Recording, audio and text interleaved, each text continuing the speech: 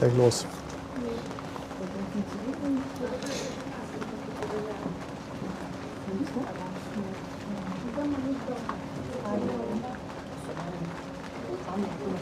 So, ich sag mal, moin, ihr Landratten. Herzlich willkommen. Ach, warte mal, falsche Seite, das ist ja die Claudia. So, wir fangen erstmal hier an. Aber mit Claudia kann man auch super starten. Hallo ihr Lieben, hier ist wieder Hamburg Hafen Live. Wir sind wieder an Bord von Barkassen Elas und haben natürlich unsere Lieblingsschiffsführerin dabei, die Claudia. Moin ihr Lieben, Also, willkommen heute zu unserer letzten Abfahrt auf Elas. Claudia hat, Wie lange wir fahren. ja, du kannst ruhig erzählen, du hast eh kein Mikrofon, also Okay. das müssen wir dir dann später geben. Ne? Ihr Lieben, wir sind hier übrigens heute bei einer ganz normalen Gästefahrt. Das heißt, es sind auch normal Gäste an Bord. Wir werden also deshalb, müssen wir so ein bisschen gucken, wie wir das am besten hinbekommen. Claudia War ja auch ganz spontan einfach. war ganz heute, spontan. Ne? Ganz spontan. Genau. Das Der heißt, Regen war auch spontan. Claudia wird auch ganz normal ihr Programm hier abspulen und den Gästen ein bisschen was über den Hafen erzählen. Ich hoffe mal, dass wir das ein bisschen über die Lautsprecher bei uns in den Mikros einfangen können. Na, und ja, ich werde mal sehen, wo wir dann am besten rausfilmen können. Wir müssen also ein bisschen schauen. Die ganzen Gäste wollen wir natürlich nicht alle jetzt unbedingt hier Und ein reinbekommen. Urgestein des Hafens ist auch dabei. Ja, irgendwas ist hier festgewachsen. Ja.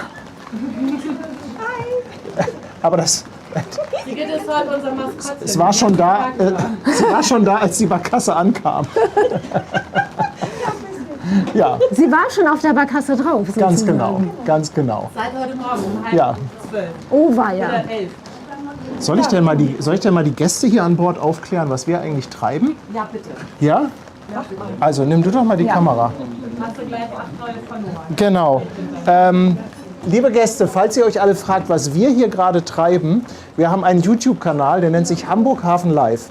Wir machen Livestreams aus dem Hamburger Hafen und machen halt viel mit Barkassen Elas zusammen, sind ab und zu hier an Bord und zeigen dann unseren Zuschauern auch so ein bisschen den Hafen. Und heute sind wir mit euch unterwegs. Wir wollen euch nach Möglichkeit auch gar nicht großartig stören und wollen auch die Hafenrundfahrt gar nicht stören. Nur falls ihr euch fragt, was wir hier die ganze Zeit am Sabbeln sind und am Filmen, dann wisst ihr, wo das ist. Ist übrigens auf YouTube unter Hamburg Hafen Live. Wenn ihr da später dann mal schauen wollt, könnt ihr da gerne reingucken. Ansonsten wünschen wir euch natürlich viel Spaß bei dieser Hafenrundfahrt. Ich glaube, es sind auch wirklich ein paar dicke Pötte im Hafen. Also einer war es ja noch auf alle Fälle dran. Die Costco Shipping. Ich muss mal näher kommen. Costco ist da, ne? Costco Shipping Galaxy ist heute da. Eine Maersk ist da, Maersk ist eine heute Triple E. gekommen. Genau, da müssen wir nachher mal die Gäste fragen, wie es mit deren Terminen aussieht. Na, ob wir halt sagen, Speicherstand ist ja ein bisschen niedrig jetzt. Ja. Dass wir dann einfach sagen, komm, wir fahren runter nach Waltershof und dann fahren wir dann in Kante wieder zurück, ne, beim Rosskanal und dann hier über Vorhafen zurück und dann sind wir halt Stunde 20 unterwegs. Ja. Müsst ihr sagen, wie viel Zeit ihr habt? Ob Wenn ihr, ihr flexibel seid, dann fahren wir ein bisschen länger und zeigen ein bisschen mehr Containerschiffe. also Waltershof, ich sag mal so, muss Liegen man 3 große eigentlich Schiffe. mitnehmen. Liegen 3 große Das sind die Schiffe. ganz dicken Pötte. Perfekt. Ich habe so was gehofft, wenn ich die letzte Fahrt mache, dass das vielleicht etwas länger dauern könnte. Ja, sehr gut. Gut, so, So, wer kommt da an? da kommt noch jemand? Nee. Nee, der geht da ums Eck. Ja. Okay. Ja, will ich mit. wir haben natürlich auch, wie ihr seht, wunderbar Regen. Also darauf ist auf jeden Fall Verlass. Auf jeden Das Fall. kann man auf jeden Fall schon mal sagen. Und ja, wir haben jetzt 17:55 Uhr. Wir warten mal darauf, ob wir noch ein paar Gäste bekommen, damit sich der ganze Spaß hier auch etwas lohnt. So. Kann ich eigentlich hinten raus? Ah, hier stehe ich dann noch. Guck mal, hier stehen wir noch so ein bisschen geschützt. Genau. Ach, guck mal wir auch hier, hinten raus. die halbe Elas-Besatzung. Ach, guck mal hier. Moin, ihr Lieben. Sieht ja professionell aus bei euch, ne? Super Wetter. Ja, ich schmeiß euch nachher los. Aber hey, also grüne Jacke, rote Weste, Rotes Schiff im Hintergrund, also grüne Barkasse, passt wieder. grüne Leine dazu. Alles läuft. Ja. Alles muss passen. Das ist Leon, der Rechte, ne? Unser Azubi im ersten Lehrjahr. Wenn ihr ihm folgen wollt, ne? Da ist unser Hamburg-Spotter Leon auch zu. Hamburg-Spotter Leon. Genau. Und da stellt er dann manchmal seine Busse rein, die er fotografiert, allerdings auch bei Kassen. Okay. Also könnt ihr ja mal schauen bei Instagram Hamburg-Spotter Leon. Ja.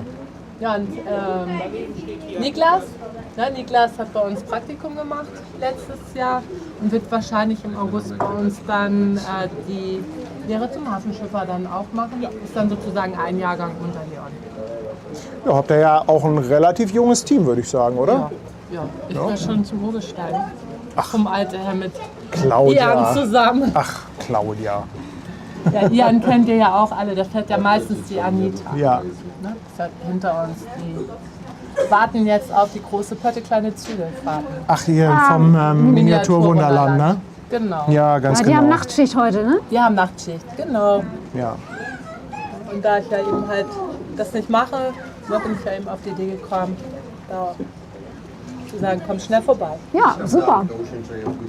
Also für so eine Hafenrundfahrt sind wir doch immer zu haben. Tag und Nacht. Also das heißt, wenn jemand hier eine Hafenrundfahrt bucht, ihr passt das aber auch immer so an, was jetzt los ist im Hafen. Ne? Also wenn irgendwo an einem Terminal gar nichts ist, dann müsst ihr da auch nicht unbedingt hinfahren, oder? Nein, Ich komme mal etwas näher, damit man dich auch hört. Also es ist natürlich auch immer ein bisschen barkassenabhängig. Ne? Gerade so die Birgit und die Hiltrud, die schaffen das tatsächlich nicht innerhalb von einer Stunde nach Waltershof zu fahren. Und wenn die Tide das zulässt, dann ist natürlich bei den kleinen Schiffen immer Priorität Speicherstart. Ja. Ne? Und dann, wir wollen uns ja von den großen Schiffen auch ein bisschen abheben. Und dann fährt man so die klassische Runde, Reiherstieg, Ellerholzschleuse und dann halt hier Tollerort-Terminal vorbei. Da liegen ja oft dann auch gegenüber die Kreuzfahrtschiffe, ne? Wie AIDA, Perla und Co. Und wenn das aber von den Gezeiten nicht her passt oder wenn dann auch die Ellerholzschleuse wegen Niedrigwasser zu ist, dann macht das gerade auch die Anita Ehlers oder die Günther Ehlers und auch Laila, dass die dann nach Waltershof runterfahren. Ne? Damit die Gäste dann ein bisschen was sehen und jetzt nicht eine Stunde buchen und dann sagen, oh, da ist ja gar nichts da. Da haben wir nicht mal ein großes Schiff gesehen, sind nur hin und her gefahren. Ja, und wenn ihr eben halt immer Garantie haben wollt auf große Schiffe, dann ist natürlich immer die Superhafenrundfahrt prädestiniert. Ne? Dauert 2 Stunden und da muss man einfach im Internet gucken, wann die stattfinden. Na, wir haben immer eine im Wechsel mit der historischen Pflegfahrt im Programm. Ich habe übrigens auch noch einen kleinen Tipp für euch, denn Klaus, den ja auch viele von euch schon kennen hier aus dem Stream, der war vor kurzem bei Britta's Hafen-Podcast zu Gast. Genau. Habe ich gerade heute mir angehört, die Folge. Also hört mal rein. Ist immer wieder interessant. Also ich finde, Klaus ist ein toller Geschichtenerzähler. Das stimmt. Ja. Er kann gut schnacken. Der kann gut Seemannsgarn Haben wir da spielen. irgendwo den Link oder kann da jemand rausholen? Also ich denke, unsere Moderatoren. Ja, ich glaube, ne? wir haben so einen Befehl Britta, heißt der. Ach, guck mal, ja, hier, die Maschine Sebastian Kolze, ne? Was sag ich denn? Bin da wieder viel Maschine. zu langsam. Ja. Ja, ich bin gespannt. Also, was wir zu sehen bekommen. Wir warten noch ein paar Minuten, ob wir noch einen Nachzügler haben. Und dann geht das irgendwann los. Guck mal, da ruft mich schon jemand an. Dann gucken wir mal. Das heißt bestimmt, warte, ich schicke noch einen. Ja, das ist natürlich auch die Realität. Das ganze Hafenrundfahrtsgeschäft ist natürlich absolut wetterabhängig. Und ja, bei so einem Wetter wie heute, dann in der Woche ist es natürlich auch nicht so, dass die Barkassen überlaufen sind. Ne? Und da ist man natürlich dann auch froh über jeden Gast, der vielleicht noch kommt. Also da kommt es dann auch wirklich auf 2, 3 People mehr oder weniger an, damit sich die ganze Geschichte dann rechnet.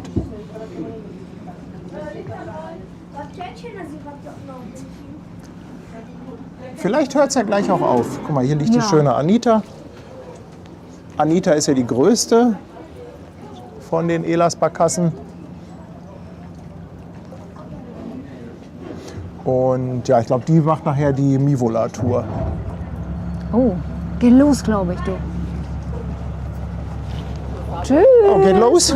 Ich gehe nochmal hier schnell in die Katakomben und dann Oh ja. geht's los. Dann geh du noch mal. Ah, Supi, danke dir. Also ich würde sagen, bestes Hamburger Wetter. Also ich sag mal so, das ist auf jeden Fall authentisch heute. Ja, das ist es. das ist wirklich eine authentische Hafenrundfahrt. Der Sonnenschein der letzten Wochen, das hat uns ja eh keiner geglaubt. Nee, aber jetzt haben wir ihn halt flüssig. Man hat uns schon vorgeworfen, dass das eh alles KI generiert wäre.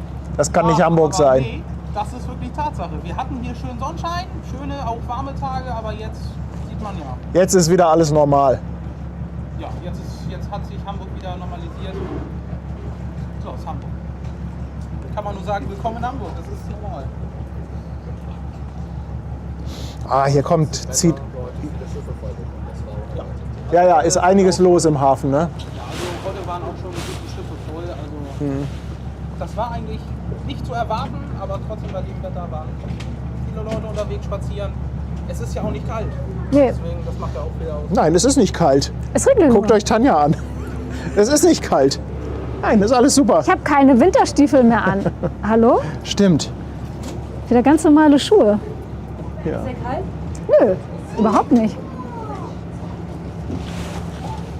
So, Normale Kleidung. wir gehen mal mit nach vorne. Weil so wenig Gästen sind wir flexibel. Ja.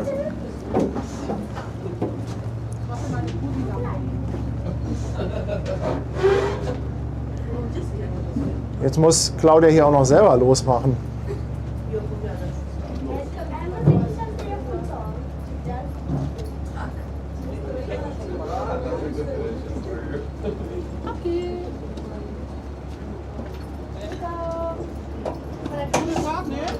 Ja, danke schön. Tschüss. Warte mal, das mach ich selber eben. Mal den Live-Boogie. Warte, nee, pass auf.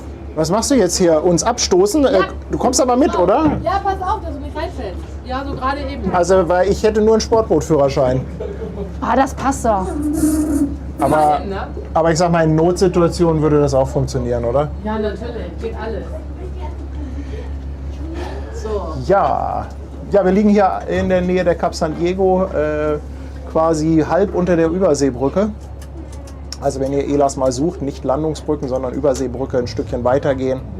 City Na? Sportboothafen City Sportboothafen. beim Roten Feuerschiff. Und ich bin gespannt, ich freue mich. Ich freue mich auch. Ah, wir wollten gerade ausfahren, wir wollten hier nach Wandershof. So, wir checken gleich mal, wie das so ist, wenn Claudia dann ja hier auch ihre Ansagen macht. Aber wenn sie das Mikro von mir vielleicht hätte, dann hörst du es vielleicht noch besser. Also. Das geht, ne? Ja. Oder? Ich glaube ja. Wir gucken einfach mal. So, liebe Gäste, wir haben abgelegt und dann begrüßen wir Sie euch alle hier recht herzlich an Bord der Birgit Ehlers. Also wenn ich Gästen, dann sage ich einfach mal du, ne? Im Hafen duzt man sich ja eh hier. Und dann stelle ich mich noch einmal vor. Mein Name ist Claudia Bauer, ich bin schon super lange hier auf der Birgit auch anzutreffen. Und ich möchte ein bisschen was zum Schiff loswerden. Ne? Es geht um eure Sicherheit. Schaut einfach mal unter dem Stuhl, dann weiß man, woran man sich festhalten kann. Und die Gäste, falls ihr rausgehen wollt, ne, um besser zu gucken, zu fotografieren. Ich hoffe mal, dass der Regen dann ein bisschen nachlässt. Die beweglichen Bänke draußen, die sind ebenfalls mit Schwimmkörpern versehen. So, was ihr gucken müsst, da bitte nicht alles hinstellen. Ich werde nicht hinterher springen, ich kann nicht schwimmen. Und dann kommt hinzu, dass die Brücken ja normalerweise auch verdammt niedrig sind. Heute brauchen wir uns da allerdings keine Gedanken drüber machen, denn wir haben ablaufend Wasser. Ne? Da könnte das eher sein, dass wir dann hoch und trocken auf Grund sitzen. Geh mal raus.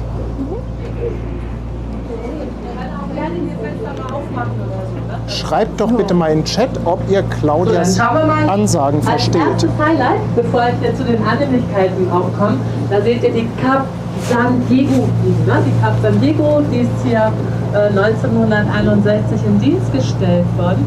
So, und damals gab es die Möglichkeit, als Passagier mit an Bord zu gehen, bis zu 11 gleichzeitig. Der 12., der musste zu Hause bleiben, denn ab dem 12., da brauchte man einen Arzt an Bord und den wollte die Reederei sich dann scheinbar doch nicht leisten. Ah, super, ihr schreibt, man versteht's. Ja, ist wahrscheinlich von der Tonqualität jetzt so ein bisschen über Lautsprecher ins Mikro, aber auch das nennen wir einfach mal authentisch. Aber wenn ich mich ne? da mit dem Mikro noch... Du brauchst dich gar nicht direkt davor stellen.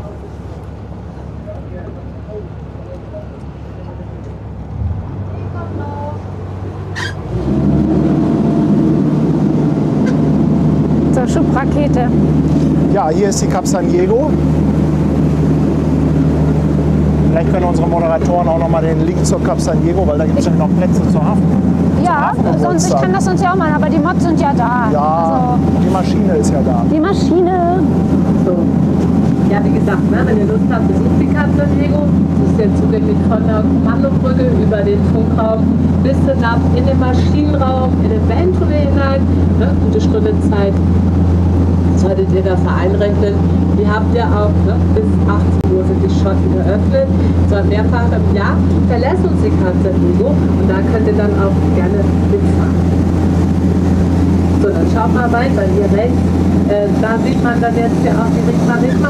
Rigma-Rigma ist 1897 in Bremerhaven vom Staate gelassen, fuhr sie in der Salpeterfahrt und dann kam sie, die Portugiesen wollten unbedingt ein Vorzeigeschiff haben, man hat nichts gefunden außer die abgetakelte Hulk, hat sie hier nach Hamburg gebracht, restauriert und seitdem liegt sie an den Landungsbrücken. Und schaut mal hier rechts, dann könnt ihr dann auch die Anlegestelle sehen. Guck mal beim toller Ort, da steht Musical Shuttle an der Digitalanzeige drauf. Die Anlegestelle und zwar von den Fähren, die rüberfahren zur anderen Elbuferseite. Falls ihr das vorhabt, ne, die Musicals einzukehren, achtet drauf, was auf der Digitalanzeige der Fähre steht. Weil die Hadak, die ist gemein, die setzt nämlich manchmal gelbe Schiffe auf dem Weg nach Finkenwerder bzw. nach Uelve-Gönnau ein oder von mir aus auch nach Altenwerder bzw. nach Neuhof. Ja, und bis ihr dann merkt, dass man auf dem falschen Schiff sitzt, dann hat das Musical ohne euch angefangen. Und das erklärt die vielen freien Plätze trotz ausverkauftem Musical-Theaters. Ich erkläre so ein bisschen steuerbordlastig, ne, weil wir ein bisschen hin und her fahren. Zumindest den Bereich zwischen Überseebrücke und Überseebrücke und Vorhafen. Ja, das haben wir dann ja am Ende schön die Elbe aufwärts und dann legen wir dann bei der Elbphilharmonie ein, dass wir dann nochmal einen Blick auf unser neues Wahrzeichen werfen können. Und wenn ihr nochmal zu Fuß zu den Landungsbrücken laufen wollt, dann ist eigentlich auch Pflichtprogramm, einmal in den Elbtunnel hineinzugehen. Da schaut ihr rechts, da ist das Nordportal zu sehen und wenn ihr da reingeht, dann lernt man im Tunnel erstmal eine ganze Menge über die Flora und Fauna der Elbe kennen. Und nicht nur das, ihr könnt dann auch noch die Aufzüge anschauen, ne, mit deren Hilfe dann hier früh die Pferdefuhrwerke und vor allen Dingen auch die PKWs in den Tunnel hinabgelassen worden sind. So, dann kommt man auf der anderen Seite empor, ne, steht dann auch schon in unmittelbarer Nähe vor dem Bergturm von Blumenfoss. Und zu Blumenfoss erzähle ich euch dann was, wenn wir nachher die Elbe wieder aufwärts fahren. Ich gehe mal nach vorne, da haben wir weniger Motorgeräusch. Länger, so 20 Minuten ungefähr. Ne? Und dann können wir auch mal ein bisschen mal Pausen machen. Hier rechts sind wir schon so die ersten Schlepper zu sehen. Wir fahren an der großen neuen Schlepperbrücke vorbei. Da seht ihr dann nicht nur 4 Kraftprotze, sondern gleich ein paar mehr.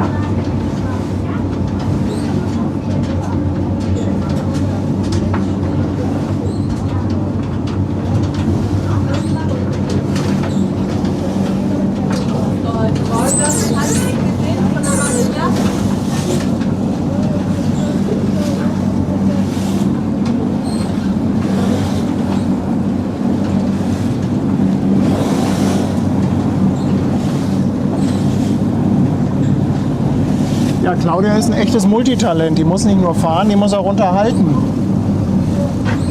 Machen wir auf einen Parkplatz.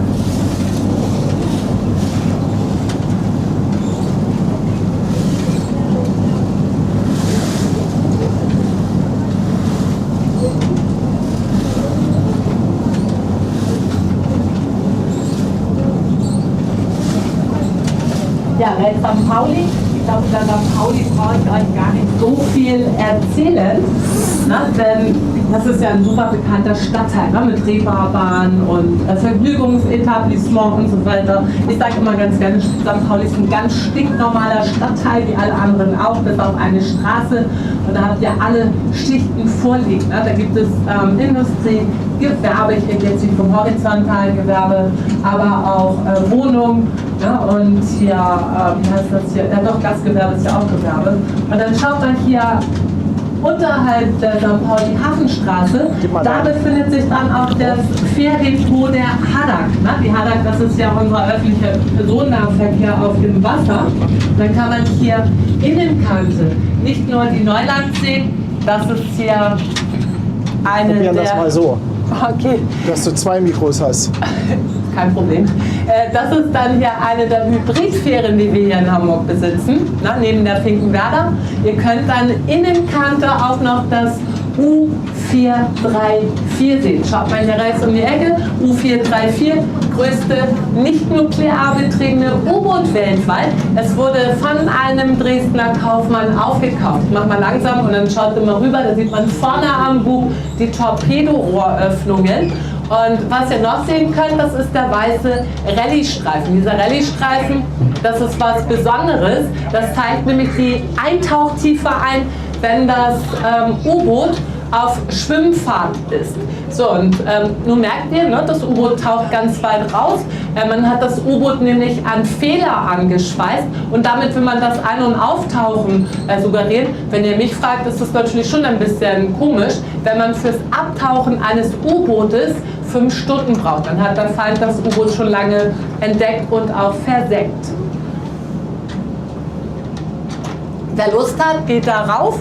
Na, dann könnt ihr da nämlich auch noch eine Führung mitmachen, die kann ich auch jedem empfehlen, denn nur im Rahmen einer Führung kommt man auf die Kommandobrücke rauf und wenn ihr schon beim U-Boot seid und das gerade ein Sonntagvormittag ist, dann merkt euch auch die rote Halle mit den grünen Türen, das ist die Altona Fisch-Auktionshalle. Rings um die Halle findet jeden Sonntagmorgen der Hamburger Fischmarkt statt, muss man allerdings super früh aufstehen, denn um 9:30 Uhr werden, soweit ich weiß, die Bürgersteige hochgeklappt, dann wird aufgeräumt, damit ihr das noch schafft, in die Kirche zu gehen. Ja, guck mal hier weiter, dahinter sind dann hier Häuser direkt an den Hafenrand gebaut, ne, Innenkante alte Speicher vorhanden, wie zum Beispiel die Melzerei.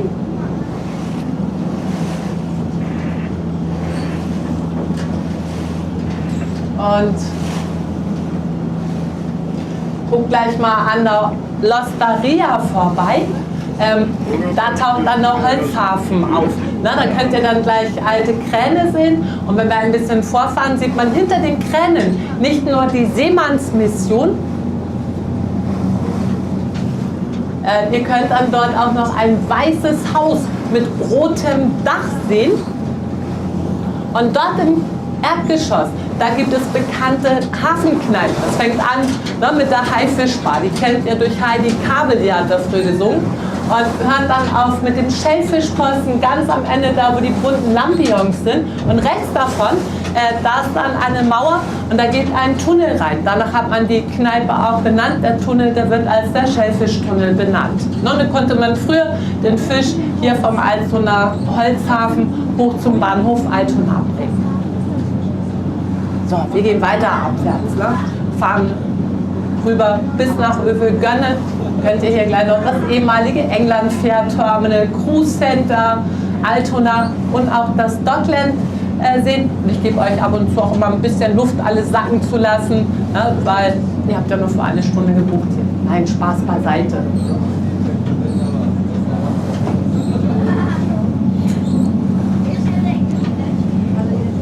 Das ist ganz hervorragend, Claudia. Ich muss gar nichts sagen. Der erste Stream, der komplett von alleine läuft. Ja. Also wer sowas machen möchte, der muss auch ein bisschen Bock drauf haben auf Entertainment. Ne? Das gehört hier dazu. Ja, natürlich. Also ich merke das ja auch bei vielen Kollegen. Die sind dann immer müde halt. Ne? Ihr kennt ja auch einige Kollegen, die jetzt bei der Haddock fahren, wie zum Beispiel Niklas oder auch Marlon. Und viele von denen haben ja bei uns gelernt und die sind dann eben halt auch teils zu Haddock gegangen. Gar nicht mal wegen irgendwelchen Freizeitgeschichten oder auch finanziellen Vorteilen, die man vielleicht bei der Haddock haben könnte. Jetzt sag mal, jede Firma hat Vor- und Nachteile, das ist überall so. Und ich weiß, dass manche auch gegangen sind, weil die echt Schwierigkeiten damit haben, mit dem ständigen Gästekontakt und natürlich auch dem ständigen Reden halt. Und auch immer wieder das Gleiche erzählen. Natürlich. Täglich grüßt das Murmeltier, immer die gleichen Witze. Ja, ich bin ja eigentlich eher so die Trockene, die nicht so viele Witze macht. Und viele kennen mich ja auch.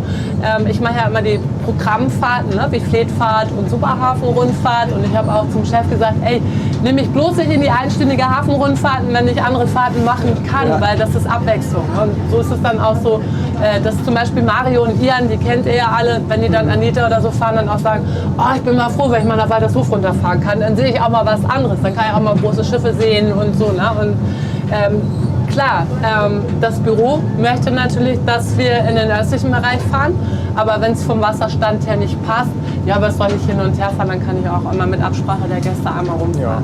Na, also die Tour, die wir heute fahren, ganz wichtig, wenn wir mit Paddy fahren, wir machen immer irgendwelche Sperenzien, die nicht im normalen Programm sind, ist so ein bisschen Extrawurst auch heute. Aber es ist ja auch für euch von Vorteil, dass er dann einfach auch mal sieht, was man machen kann. Und das ist eben so ein Also ich glaub, Mix zwischen Hafenrundfahrt und Superhafenrundfahrt. Ich glaube, das Wichtigste ist, dass ihr so flexibel seid, dass ihr das immer so anpasst, dass die Gäste was geboten bekommen, dass sie auch was sehen. Nicht immer den gleichen Kreis fahren, sondern einfach ein bisschen nach dem, was halt auch gerade an interessanten Dingen im Hafen passiert. Also das ist jetzt zum Beispiel so bei der Superhafenrundfahrt. Ihr habt ja damals mit der Laila die Tour gemacht, da sind wir ja über die Räte gefahren. Und unser Azubi, neuer Kollege, der Lasse, der sagt, oh Claudia, lass uns über die Räte fahren. Ich sage, ja klar, bin ich dabei. Kannst du über die Tanklager erzählen? Kriege ich hin, ich erzähle dir alles. Ich sage, okay, ich bin da nicht so gut vorbereitet. Ich weiß über die Speicher, ich weiß über die Sturmflut und alles. Ne? Aber wie gesagt, wir lieben auch Abwechslung, damit wir nicht ständig im Kreis fahren müssen. Das denke ich, dass es für euch auch gut ist. Ne? Ja, natürlich. Und das ist auch, was viele immer sagen, so, mein Chef soll jetzt bitte nicht zuhören. Als junger Mensch 40 Jahre lang Hafenrundfahrten machen, da muss man mit Leib und Seele dabei sein. Ne? Sonst funktioniert das nicht. Wir fragen mal in 40 Jahren die beiden, die eben uns losgemacht haben. Ja, genau. Das war Niklas und Leon. Genau, Niklas, Leon. der macht jetzt so nebenbei ein bisschen Arbeiten, ne? In den Ferien. Ich glaube, der kommt aus Schleswig-Holstein, aber ich will nichts Falsches sagen. Und Leon, der hat ja letzten August, meine ich, angefangen, ne, zusammen mit Jamil und mit Justin. Jamil und Justin müssten eigentlich der Community, von den Community-Fahrten oder auch von anderen Livestreams, Disney Dream und so bekannt sein. Ne? Justin war ja schon öfter bei mir an Bord mit. So, Claudia hat schon wieder das Mikro in der Hand. Jo. Ich glaube, der Regen ist auch weniger geworden, dass ich jetzt auch hier ein bisschen rausfilmen kann. Ja. So, dann guck mal weiter hier auf der rechten Seite. Na, da haben wir dann jetzt ja auch den Altona Kai-Speicher liegen. Das ist ein uralter Speicher. Da haben bestimmt so manche Bewohner dahinter mal überlegt, könnte man vielleicht doch mal abreißen, das Ganze? Aber man hat ja aus Fehlern der Vergangenheit gelernt und da wird sich niemand den Speicher abreißen. Den haben sie super schön hergerichtet. Ich weiß ja, ob jemand von euch da ein bisschen was zu weiß. Das Ganze ist hergerichtet worden für Büros, für Lofts und so weiter. Und dahinter tauchen die sogenannten 5 Elbperlen auf. Die ersten 4 Häuser, das sind Büros. Das letzte ist ein Wohnhaus. Bei 2 der Häusern gab es zumindest früher mal Restaurants. In der Mitte hatte zum Beispiel der Christian Rach sein Tafelhaus gehabt. Aber er meinte dann irgendwann, ach, ich gehe mal lieber zu RTL, dann habe ich ein stetiges Einkommen. Lass doch andere Köche ins Verderben rennen und dann berate ich sie dann eben halt. Guck mal davor, die Kraftprotze. Das sind die Assistenzschlepper, die hier beim An- und Ablegen der großen Seeschiffe behilflich sind. Diese Schlepper, die haben hier Maschinenleistung so von 7.000, 8.000 PS, ne, sind oft mit 2 Maschinen auch angetrieben und haben besondere Antriebe.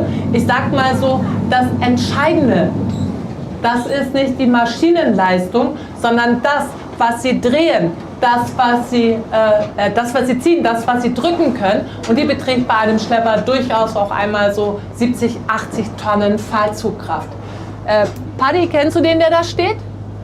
Bitte? Bei der 91, kennst du den? Das weiß ich ehrlich gesagt nicht.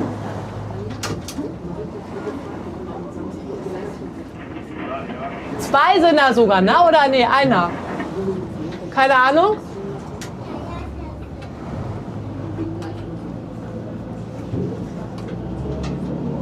Ja, guckt euch die an.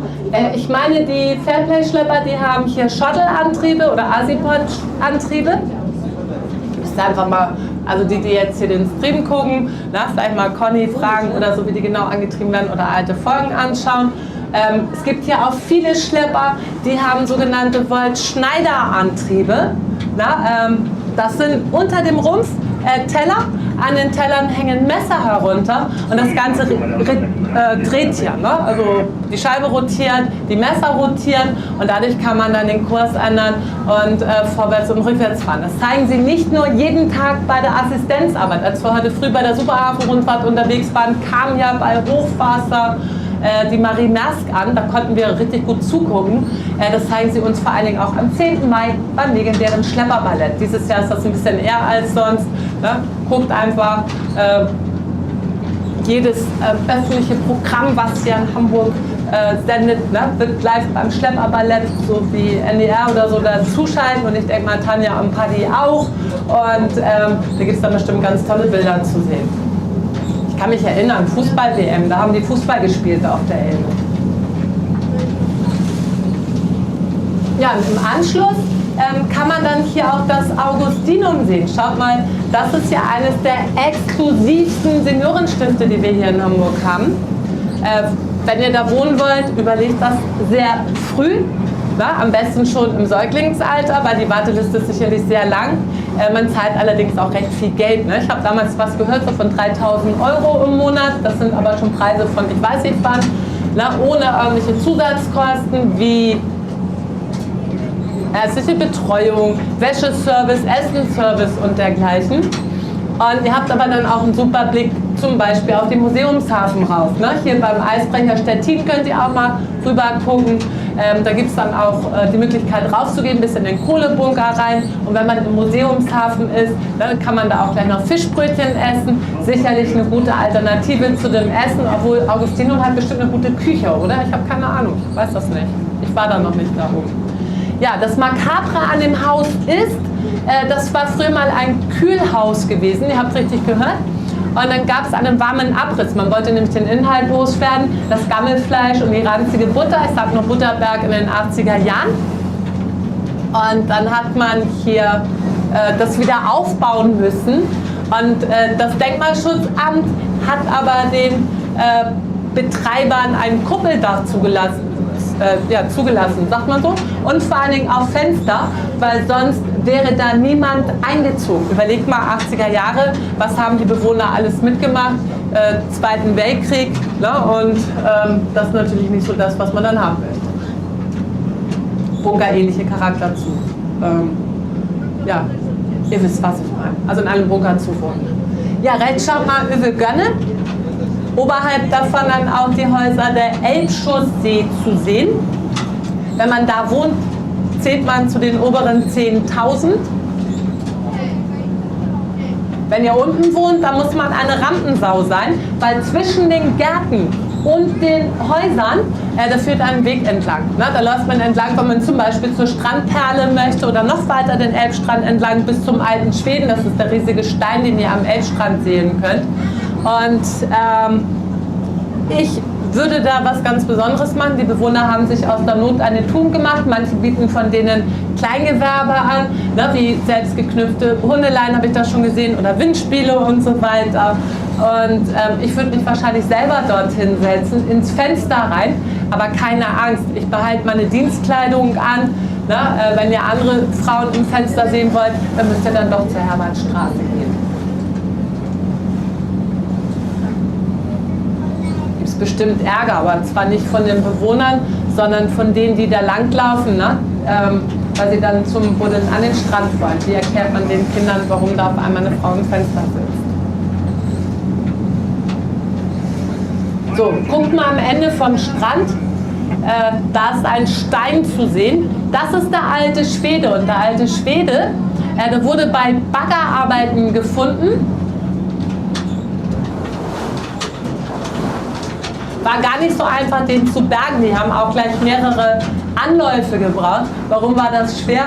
Der Stein hat sich durch die Jahrtausende in den Grund reingerammt. Und dann ist ja auch so, versucht mal eine Steinkugel anzuschlagen. Da kann man keine Löcher reinschweißen oder irgendwelche Gurte rumschlagen, wie das zum Beispiel bei der Birgit Ehlers der Fall wäre. So, wir verlassen das Hauptfahrwasser. Und wenn man dann die Elbe abwärts guckt, geht das hier nach 110 Kilometer nach Cuxhaven. Und wenn man dann nochmal die halbe Distanz oben aufpackt, dann kommen wir hier zur Hochseeinsel Helgoland. Wir werden heute nicht nach Helgoland fahren, auch wenn ich immer gerne sage, komm, es geht auf nach Helgoland. Einfach weil die Birgit 2 Tage braucht. Ja, wenn wir gutes Wetter haben, bei schlechtem Wetter würden wir wahrscheinlich gar nicht ankommen. Aber guck mal, es sind ein paar Fiederschiffe, ne, die hier die Elbe aufwärts kommen. Und da hinten sieht es ein bisschen größer aus, oder täuscht das von mir?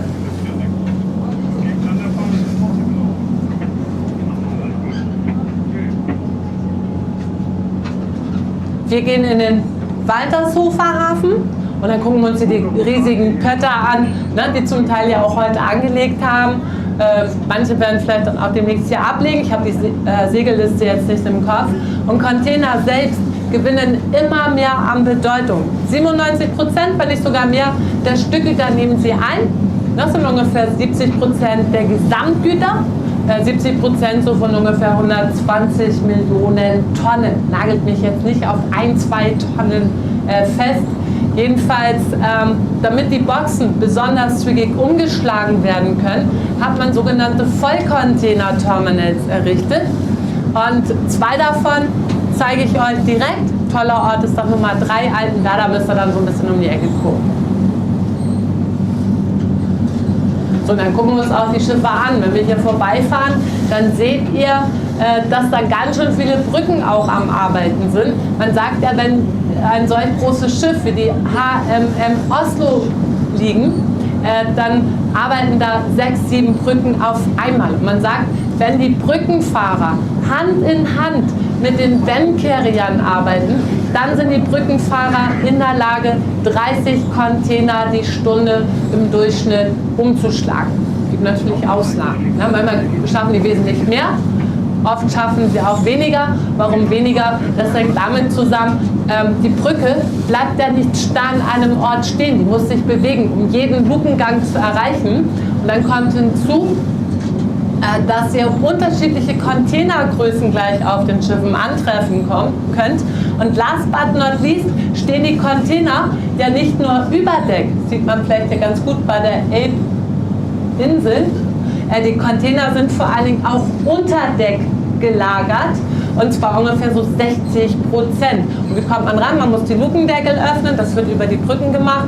Und was dann noch hinzukommt ist, wenn wir gleich mal an ein Heck eines Schiffes ranfahren, dann seht ihr, dass die Container miteinander verlascht sind. Das Schiff fährt ja nicht immer nur in ruhige Gewässer, sondern das ist auch in schwerer See unterwegs. Und dann schaukelt das kräftig, das Schiff neigt sich zur Seite und damit die Container nicht herunterpurzeln, ist das alles miteinander verlascht, verbunden, verdrahtet. Und diese Laststangen, die sieht man zum Beispiel, wir können ja mal so ein bisschen nach vorne daran fahren, die sieht man vorne bei der ersten Lage bei der HMM Oslo. Die müssen natürlich vor dem Entladen der Container entfernt werden. Wie macht man das? Da gibt es sogenannte Lascherkörbe auf den Terminals. Da steigen dann Hafenarbeiter ein, und die lösen dann über diese Körbe von der Brücke aus die Stangen und dann fahren sie dann mit dem Lascherkorb über die Brücke wieder zurück. So, und der Hafenarbeiter, der hat da bestimmt ganz böse was dagegen, wenn man hier das Ganze im Akkord durchführt. Der sagt dann zu seinem Kollegen, ey Kumpel, so geht das hier aber nicht. Wenn ich Action haben möchte, dann gehe ich hier in den Heidepark oder auf den Dom, fahre Achterbahn oder Freifallturm. Mach das bitte schön gemütlich und langsam, ich hänge an meinem Leben. Ich habe eben gerade gesehen, die erste Brücke, die macht hier einen Twin Lift. Ich weiß nicht, ob ihr das sehen könnt. Er müsste gleich nach vorne gehen mit seinen Aufnahmemittel. Da werden 2 Container auf einmal umgeschlagen. Diese Brücken vor uns, die können auf 4 Container auf einmal handeln. Dann hat man 2 Spreader, die laufen dann parallel und dann könnt ihr dadurch natürlich auch die Liegezeiten enorm verkürzen. Zurzeit ist das nicht so wichtig, ne, aber vor ein paar Jahren habt ihr da auch mitbekommen, ne, da gab es hier Stau auf dem Terminal, weil man nicht wusste, wohin mit den Containern. Die sind nicht abtransportiert worden in das Hinterland. Das war das Problem. Ne? Die Verweildauer war zu lang. Ich finde das super, dass ich nicht erzählen muss. Ich finde das super. So, ich nenne euch gleich mal die Abmessungen von der Birgit Ehlers. Die Birgit ist 16,5 Meter lang, 4,70 Meter breit. Und die HMM Oslo, die hat eine Länge von 400 Meter, ist ungefähr 61 Meter breit. Ne? Auch hier wieder Pi mal Daumen, nagelt mir nicht um 10 cm fest. Nimmt 24 Container nebeneinander auf und wir fahren einfach jetzt mal der Länge entlang und dann versucht mal zu zählen, wie viele Container hintereinander stehen. Nimmt die großen Boxen, alle mal 2, ne? Maßeinheit im Containerverkehr.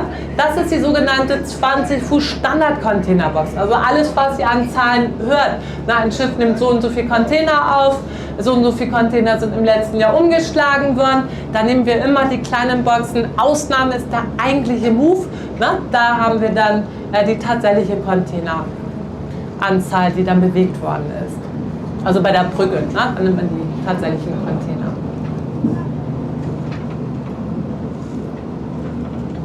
Ja, was wir auch immer gefragt werden, na, schaut mal auf den Leinen, da hängen so runde Scheiben drauf, sind in dem Fall hier gelb, unten offen, damit sie auf die Leine raufgesteckt werden können.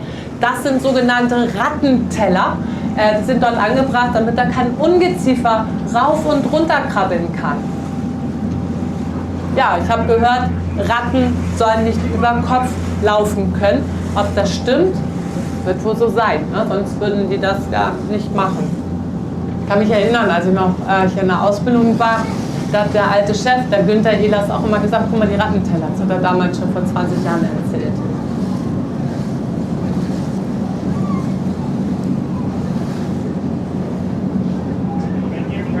So, wenn wir dann auch vorbeifahren, dann guckt auch mal, wie hoch die Container über den Lukendeckeln hier stehen. 2, 4, 8 Boxen zähle ich. Guck mal hinten, 2, 4, da zähle ich sogar 9 Boxen beim Schornstein. Guckt mal. Ja, ich habe mich verzählt. Dann habt ihr die Höhe über Deck und dann gucken wir mal unter Deck. Wenn das Schiff voll beladen ist, dort wo das M von HMM ist, da ist der Tiefgangsanzeiger zu sehen.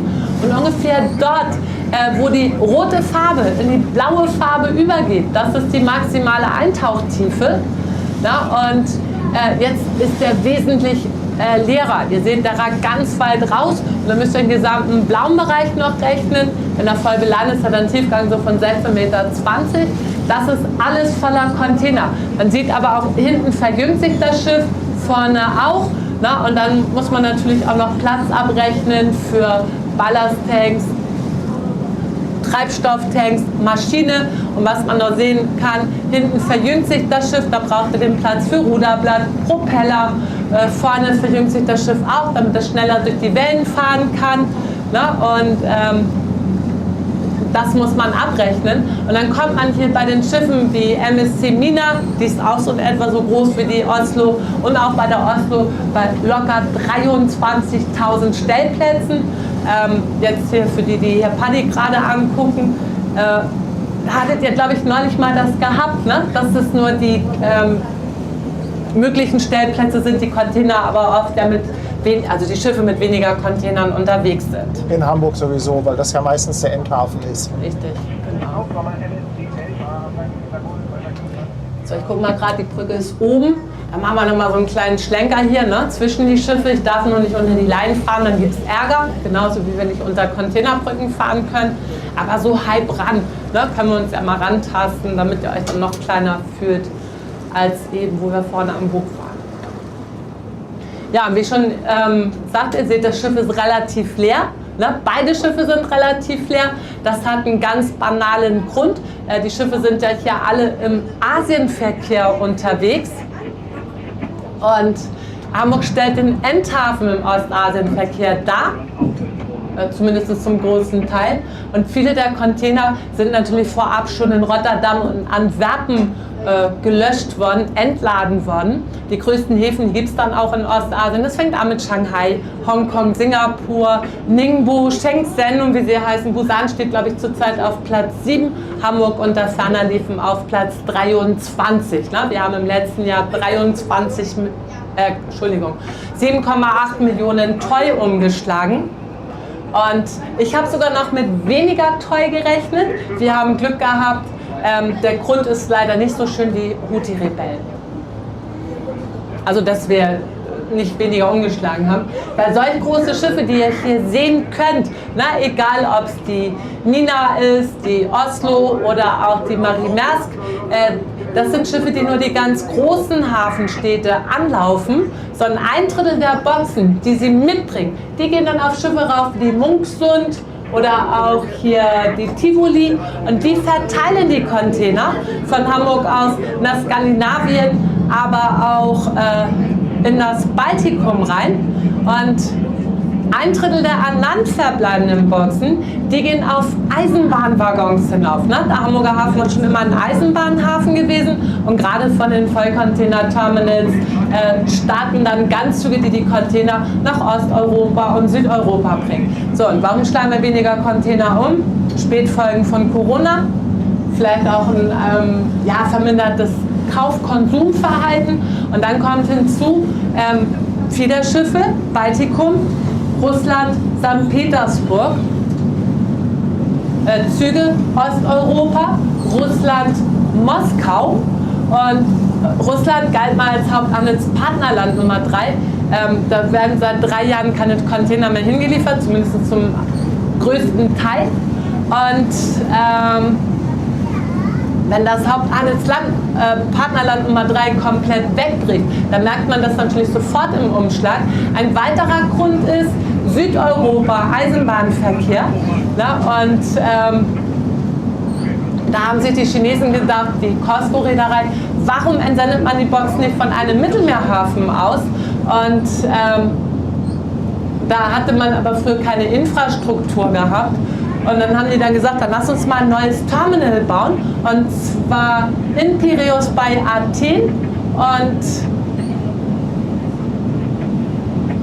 daher kommen dann auch weniger Container hier an. Ne? Die werden dann direkt da umgeschlagen und nicht aufwendig über Hamburg und dann wieder gen Süden transportiert. Und da kommen jetzt die Houthi-Rebellen zum Vorschein. Die Schiffe fahren ja normalerweise durchs Rote Meer. Und jetzt ist es so, dass halt die Schiffe wieder umgeroutet werden. Die fahren um Südafrika rum. Und dann ist die Frage, wenn sie in der Straße von Gibraltar sind, guckt mal links, das ganz neue Polizeiboot, dann ist natürlich die Frage, fahren die dann tatsächlich von der Straße von Gibraltar wieder nach Griechenland, um wieder zurückzufahren und dann nach Norden zu fahren? Wahrscheinlich nicht. Ne? Deshalb haben wir dann genauso viele Container umgeschlagen wie in dem Jahr davor. Schaukelt ein bisschen. Oi. Ich habe immer gedacht, ne, so ein Wellenschlag im Hafen ist verboten und die WS3, die gerade vorbeikam, soll das Ganze ja auch kontrollieren. Aber die ist gerade der, die uns hier zum Schaukeln gebracht hat und nass gemacht hat. Oi, leck mich am Arsch hier! Entschuldigt den Ausdruck. Oh. Wow. Wow.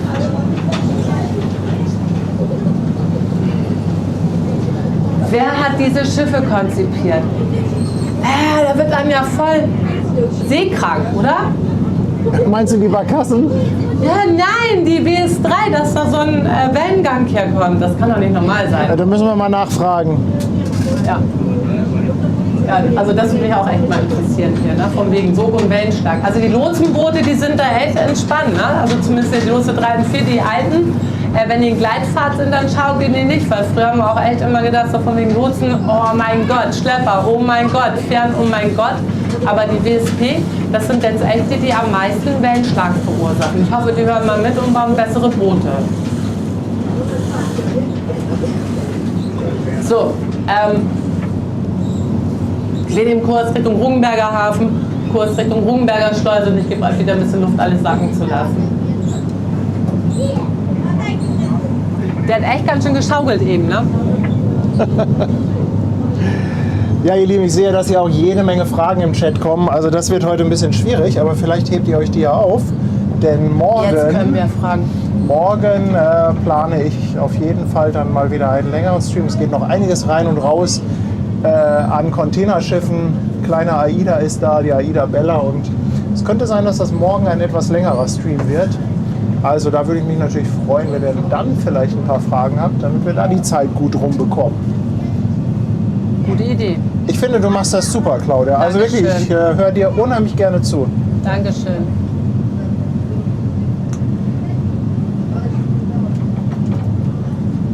Jetzt fahren wir quasi gleich unter der Autobahn durch. Genau, durch die Waltershofer Durchfahrt. Das heißt, wie spät haben wir es? Ist der Kollege Druckverlust schon da? Nein, 18:42 Uhr, das kann doch noch nicht sein. Vielleicht sieht er uns, ja? Nee, ich glaube, der kommt immer erst so gegen 7:30, 8 hier raus. Die Heiligen auf jetzt in den Parkhafen, die dort über Backbord und Gegenverkehr. Ersten Brückenzufahrt zum Containerterminal Burchardkai. Und die nächsten Brücken, die ein bisschen höher gebaut sind, das ist die Zufahrt zum neuen Elbtunnel. Das ist quasi die A7. Genau. Ja, also die etwas niedrigere Brücke, das ist noch nicht die Autobahn, wo wir jetzt drunter sind. Ja, genau, die nächsten. Könnt ihr gleich mal gucken, wenn wir durchgefahren sind. Höhenkontrollanlagen sieht man jetzt ganz gut, die sind ja neu gemacht worden. Ach, man sieht die Höhenkontrollanlage. Das ist die, die der Herr Druckverlust immer auslöst. Ja, genau. Ich weiß nicht, ob er sie auslöst. Ob das die sind, weiß ich nicht, aber es sind ähnliche Brücken. Ja, ich denke mal, wo auch hier so die Geschwindigkeitsbegrenzung und die Tunnelsperrung und so sind. Nur gleich hier um die Ecke gucken. Ich muss mal... Links. Ja, guck raus und dann links rum.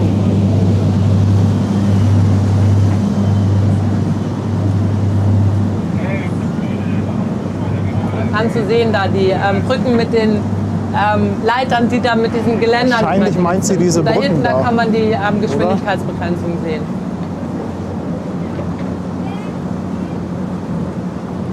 Ja, der liebe Sebastian hat es gerade mal gepostet. Gebt der Claudia mal etwas Liebe und folgt ihr mal auf Instagram. Da würde ich mich sehr drüber freuen.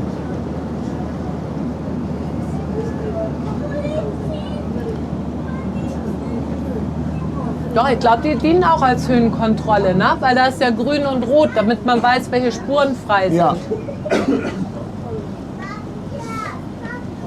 Ja, und alle, die noch nie eine Hafenrundfahrt mitgemacht haben, diese Schleuse hier ist nicht dazu da, um einen Höhenausgleich vorzunehmen, sondern das sind Sperrschleusen, nennt man die einfach, die ja quasi den Austausch von Sediment zwischen den Hafenbecken reduzieren soll. Denn mit Ebbe und Flut kommt ja immer eine ganze Menge Schlick und Sediment wieder in den Hafen rein.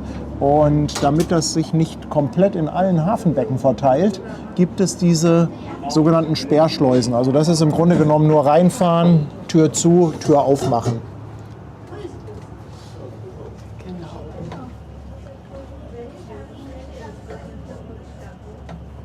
Ach, du kriegst wieder ganz viel Liebe im Chat. Du hast eine angenehme Stimme.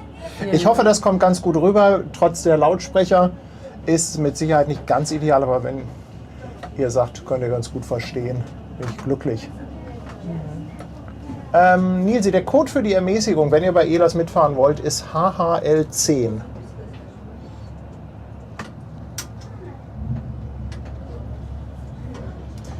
So, jetzt gucken wir noch mal ein bisschen Schleuse. Tor schon zu. Also es geht auch wirklich super flott hier. Das heißt, man fährt nur rein, hinten geht das Tor sofort zu und dann geht, glaube ich, auch gleich vorne schon auf. Also da wird nichts an Wasser gepumpt.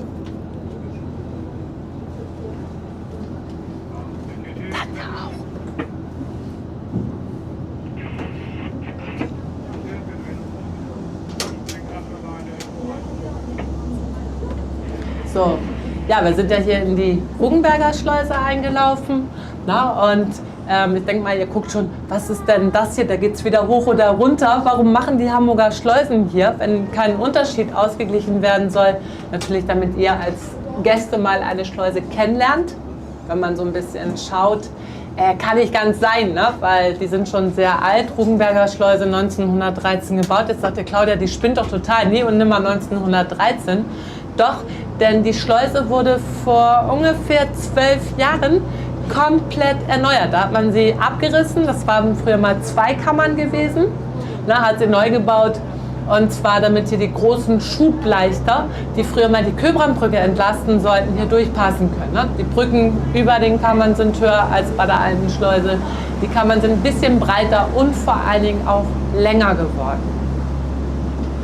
So, und was machen die Schleusen? Die Schleusen sind dazu gedacht, die Strömung zu unterbinden, die durch die Gezeiten entstehen. Der Hamburger Hafen, das ist ja ein tideroffenes Gewässer. Hier herrscht Ebbe und Flut. Und durch das ständige Auf und Ab haben wir natürlich hier auch Fließgeschwindigkeiten. Die versucht man auszubremsen, umzulenken. Damaliger Zeit wollte man der Schifffahrt das so ein bisschen vereinfachen. Und heute haben die Schleusen noch eine ganz andere Bewandtnis. Sie vermindern das Versanden der dahinterliegenden Hafenbecken. Wenn wir jetzt so die klassische Runde gefahren wären, dann wären wir nicht in Rugenbergen durchgefahren, sondern Ellerholz-Schleuse. Ich finde die Schleusen auch super spannend. Die haben noch so einen gewissen alten Charme, weil die alle auf Eichenpfähle und so gegründet sind. Ja, rechts, da kann man dann unser 4. Containerterminal sehen, Altenwerder. Das ist ein vollautomatisches Terminal, bis auf die Brückenfahrer, die da arbeiten. Oh, ich habe hier mein Mikro gar nicht richtig an, merke ich gerade. Und dann guckt mal weiter, dann lassen wir auch die Köbrandbrücke hier rechts liegen.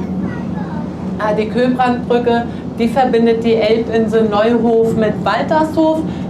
Sie hat eine Durchfahrtshöhe von 54 Meter. Und schaut mal, die Fahrbahn ist mit 128 Schrägseilen an 2 Pylone aufgehängt. Und diese Pylone, die sind genauso hoch wie die St. Michaeliskirche.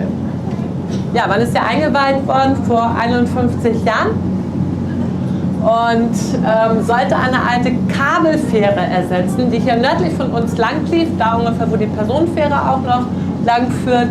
Und dann gab es ja den großen Containerboom, Anfang 2000. Da haben wir jedes Jahr immer, was weiß ich, fast 1 Million mehr umgeschlagen gefühlt. Und dann hieß es dann, die Brücke muss weg. Da herrschte jeden Tag Stau. Die Brücke wäre angeblich baufällig. Und vor allen Dingen war sie zu niedrig, damit hier 400 Meter Schiffe nach Altenwerder passen. Und da hat man gesagt, dann lass uns die Brücke abreißen. Aber erstmal sanieren wir, damit wir Zeit haben, um zu planen für 25 Millionen Euro. Dies ist nach der Sanierung, das hat nicht ausgereicht. Die LKWs müssen in einer Reihe fahren. Ich weiß nicht, Druckluftverlust, vielleicht weißt du das ja noch von früher. Abstand halten oder auch hier eine gewisse Geschwindigkeit nicht überschreiten. So, und dann hatten sie gesagt, wir bauen eine neue Brücke, die soll 20 Meter höher und vor allen Dingen auch breiter sein. Aber wie man sieht, wir sind ja mitten im Hamburger Hafengebiet, die Flächen sind rar, weil drumherum kann man nicht erweitern, wie in Antwerpen oder auch anderswo. Das heißt, wir brauchen auch Platz für die Rampen. Und diesen Platz, den gibt es nicht. Wofür braucht man Platz für die Rampen? Damit die LKWs die Steigung schaffen. Wenn man die alten Rampen benutzen würde, dann würden sie da nämlich nicht hochkommen, weil sie mehr als 7% hoch müssen. Und dann würde das wieder Stau verursachen. Und dann hat man gesagt, okay, dann machen wir hier einen Tunnel. Und dann hat man festgestellt, dass angeblich der Boden nicht tragfähig ist. Der Tunnel wäre ja auch viel, viel teurer gekommen als die Brücke. Und dann hat man gesagt, wir stecken da jetzt zig Millionen Euro, ich meine, das waren 90 Millionen, was sie gesagt haben, in die Sanierung der Brücke rein. Und dann hält sie auf einmal wieder. Dann gibt es auch keine Geschwindigkeitsbegrenzung und nichts mehr. Und jetzt ist der Stand, es soll doch eine neue Brücke kommen, allerdings nicht Anfang der 30er Jahre, wie ursprünglich geplant, sondern Mitte der 40er Jahre. Wenn ihr mich fragt, wir kehren zurück zur alten Kabelfähre. Ich glaube, sowas nennt man Pippi Langstrumpf-Politik. Wir fahren weiter, nehmen Kurs Richtung Rosshafen und dann gucken wir uns dann nochmal das letzte Containerterminal an und dann fahren wir so gemütlich am Blum und Voss vorbei, wieder Richtung Heimathafen. Bis daher. 10 Minuten länger sind wir dann gefahren. Ich glaube, das kann der Chef auch ganz gut vertreten. Ja, morgen um, ich meine 14:30 Uhr habt ihr die Ergänzung dann zur Hafenrundfahrt, die historische Friedfahrt. Beste Kombo.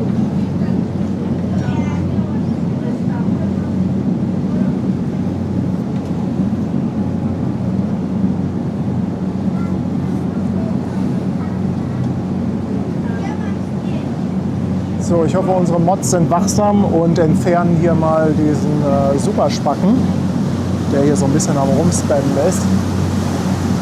Bitte gleich für immer und ewig raus.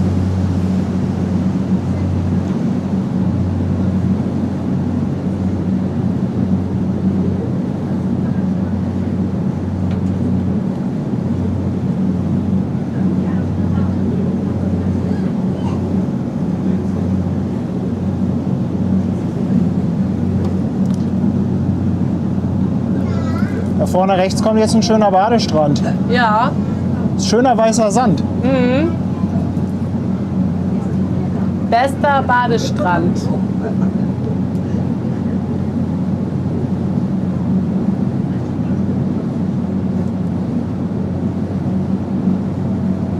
So, dann geht es hier gleich in den Rosshafen rein. Und hinter der nächsten Brücke rechts, guck mal, da sind Badetonnen ausgelegt. Natürlich keine Badetonnen, Sperrtonnen, aber sowas findet man natürlich an jedem Badestrand auch an der Elbe.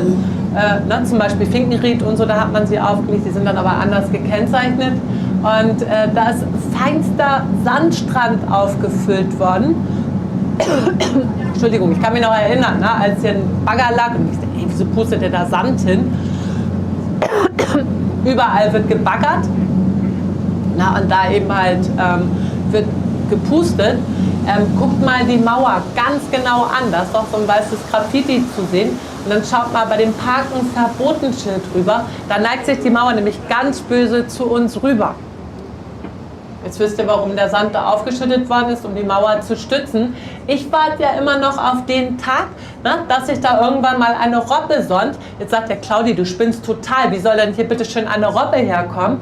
Robben sind ganz oft im Hamburger Hafen anzutreffen. Ich habe so im Jahr eine Sichtung, aber wie gesagt, ich fahre auch wie ein Blindfisch durch den Hafen, zumindest was die Robben betrifft.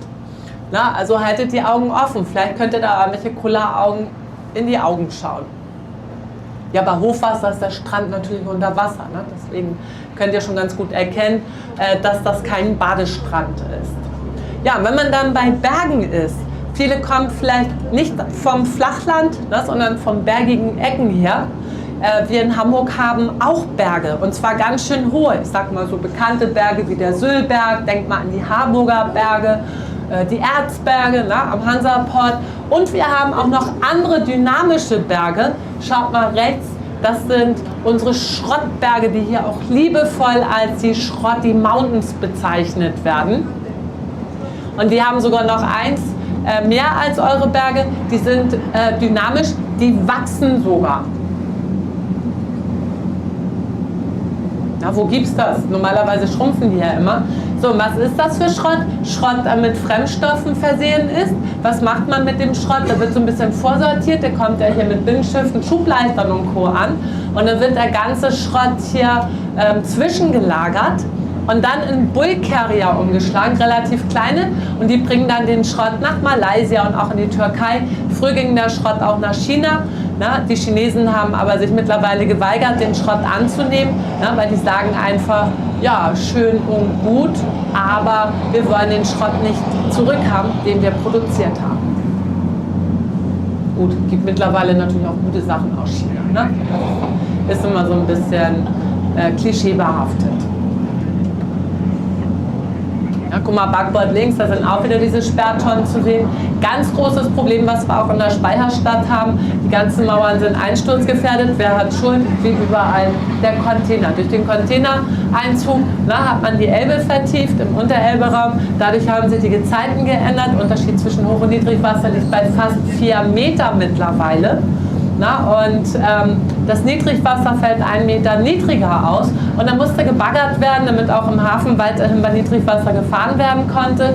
Und nun ist das statische Gleichgewicht an den Mauern nicht mehr gegeben. Die Druckbelastung von der Landseite sind größer geworden als von der Wasserseite. Es gibt kein Null unter der Gleichung mehr. Und das ist der Grund, warum wir hier ganz viele Grundbrüche überall haben. Zum Beispiel hier links, ich weiß gar nicht, wie das Terminal heißt, wo da die Deufold, wo da die ganzen General Cargos zu sehen sind.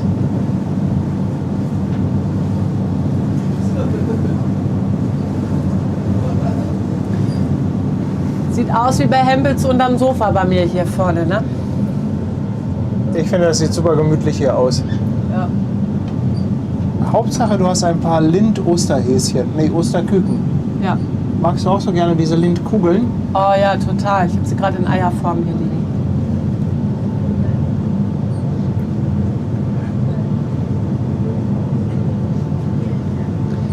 Ich bin, ich glaube, eine sehr große Naschkatze, wie viele von uns. Antje und Danny aus Wasserburg haben wir ja eben noch getroffen. Und die haben auch schon wieder Nachschub gebracht. Ja. Also ich muss bald einen Lieferstopp für Lindkugeln verhängen, sonst endet das ganz bitterböse irgendwann, denn ich esse die alle auf. Mhm. Ja, wenn wir es vielleicht noch vom Gewicht vertragen können, ne? Aber mit dem Zucker ist dann so eine Sache. Hier haben wir noch einen dicken. Jo. So, dann guck mal, hier neben uns sind erstmal 2 Schwimmkräne zu sehen. Der rechte, da wo der Wassersack noch am Haken hängt, den hat man hier im letzten Jahr komplett auseinandergebaut und wieder zusammengesetzt. Das ist die Hala 4, ne, der linke die Hala 3. Beide Kräne sind immer noch im Einsatz. Die stammen aus den 40er Jahren. Der linke ranke schlanke kann 100 Tonnen anheben, der rechte 200 Tonnen. Und das ist wie bei uns Menschen auch. Ne? Die kompakten sind oft immer ein bisschen kräftiger, die ranken, schlanken, dafür eben halt ein bisschen so ausdauernder oder wie auch immer. So, dann gucken wir uns die Costco Shipping Galaxy an. Wir können ja uns auch mal so ein paar Symbole an der Schiffswand hier auch angucken. Die ganzen Marken, da muss ich ehrlich sagen, ich habe keine Ahnung. Das sind so Marken, wo dann die Versorgungsboote und so wissen, wo sie hin müssen. Die Metermarken an der Schiffswand. Hinten sieht man dann einen Propeller. Das ist ja der Antrieb, den das Schiff hat. Ich weiß gar nicht, was da hat. Einen normalen Propeller, oder? Wenn das nicht so ist, dann sagt mir bitte Bescheid.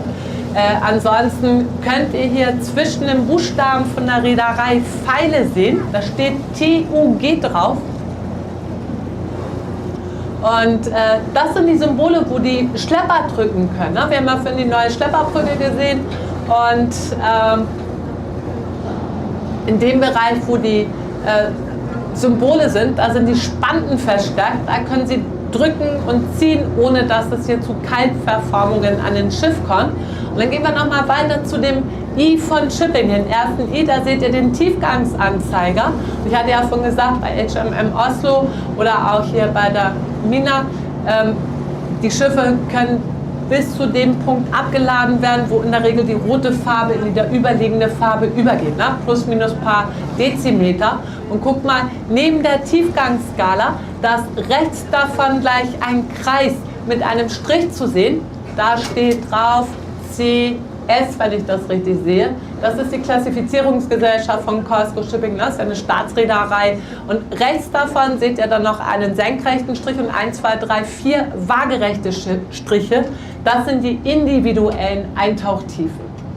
Ich sag mal, hier die Galaxy, die fährt ja durch unterschiedliche Gewässer durch. Hamburg ist Süßwasser. Die Schiffe fahren in der Regel durch das Rote Meer durch. Das ist das salzigste Gewässer weltweit, wo Schiffe fahren können. Und angenommen, ihr belädt dort irgendwo das Schiff, in Safaga oder Amon Djibouti oder wo auch immer, dann nimmt man den unteren Strich von den individuellen Eintauchtiefen. Und damit das Schiff, wenn das hier nach Hamburg kommt, nicht als U-Boot landet. Weil Süßwasser hat eine andere Tragfähigkeit als Salzwasser und dann unterscheidet man auch noch so ein bisschen hier, ob man im Winterhalbjahr oder auch im Sommerhalbjahr unterwegs ist. Vorne am Bug seht ihr dann nachher gleich noch wieder 2 Propeller. Das sagt uns, dass das Schiff Querstrahlruder hat.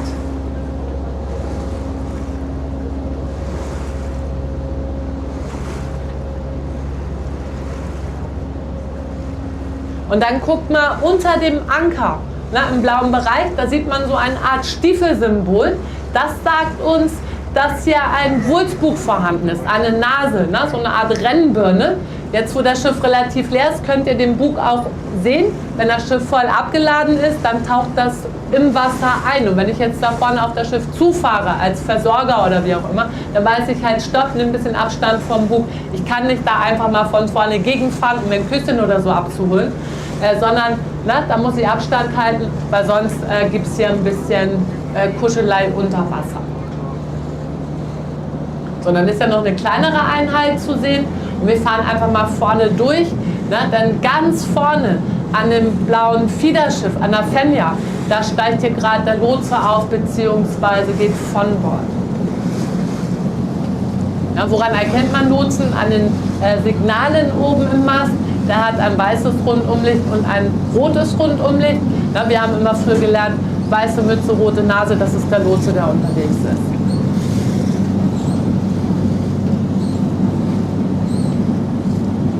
Ich habe gar nicht auf den Namen hier geachtet. Die ist ein bisschen kleiner, ne, fährt aber auch im Asienverkehr. Hier, wie gesagt, die Galaxy, die liegt so bei 20.000 Standardcontainer. Ich kann mir unter 20.000 Container absolut nichts vorstellen. Nimmt einfach mal 20.000 mal 6, dann kommt ihr auf eine Entfernung von 120 Kilometer. Stellt die Container die ganze Elbe entlang, dann habt ihr eine Entfernung von Hamburg bis hinter Cuxhaven. Und ich glaube, das kann man ganz gut greifen. Das ist mehr vorstellbar, als wenn ihr 20 Container auf einem Schiff stehen habt. Wie gesagt, Fenja ein Zubringer.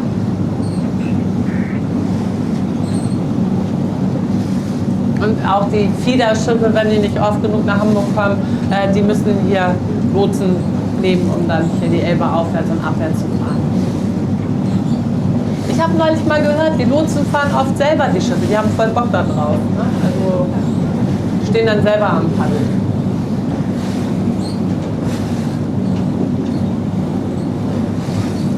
Hängt wahrscheinlich auch vom Lotsen ab.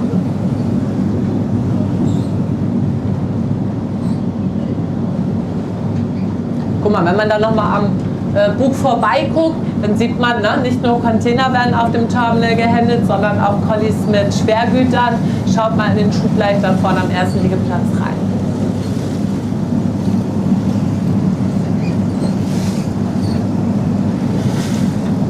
Ja, oft werden wir auch gefragt, wie viele Besatzungsmitglieder auf den Schiffen sind. Ne, 25 bis 27 hängt von der Reederei ab. Nicht zu vergleichen mit den Besatzungsstärken damaliger Schiffe. So, und rechts, da haben wir dann das Gelände von Blum und Voss liegen. Schaut mal hier bei Blum und Voss, da finden wir dann Korvetten vor. Das sind Korvetten der sogenannten Braunschweig-Klasse. Die Braunschweig selbst ist ja hier vor über 20 Jahren in Dienst gestellt worden. Na, und dann lief sie nicht so doll, dann hat man Fregatten gebaut. Baden-Württemberg-Klasse, die Nordrhein-Westfalen liegt ja hier auf der Norderwerft, wird dort repariert. Und dann hat man sich auf die Korvetten zurückbesonnen, nochmal 5 nachgeordert. Und die werden jetzt hier in Hamburg endgefertigt. Die Bugteile stammen von Löwen, die Heckteile von Penewerft bzw. umgekehrt. Und dann ging das in die Docks rein und wurde hier verschweißt. Ich gucke hier gerade um die Ecke rum. Ne, da ist dann hier die Rising Sun zu sehen. Und schaut mal hier bei der Rising Sun.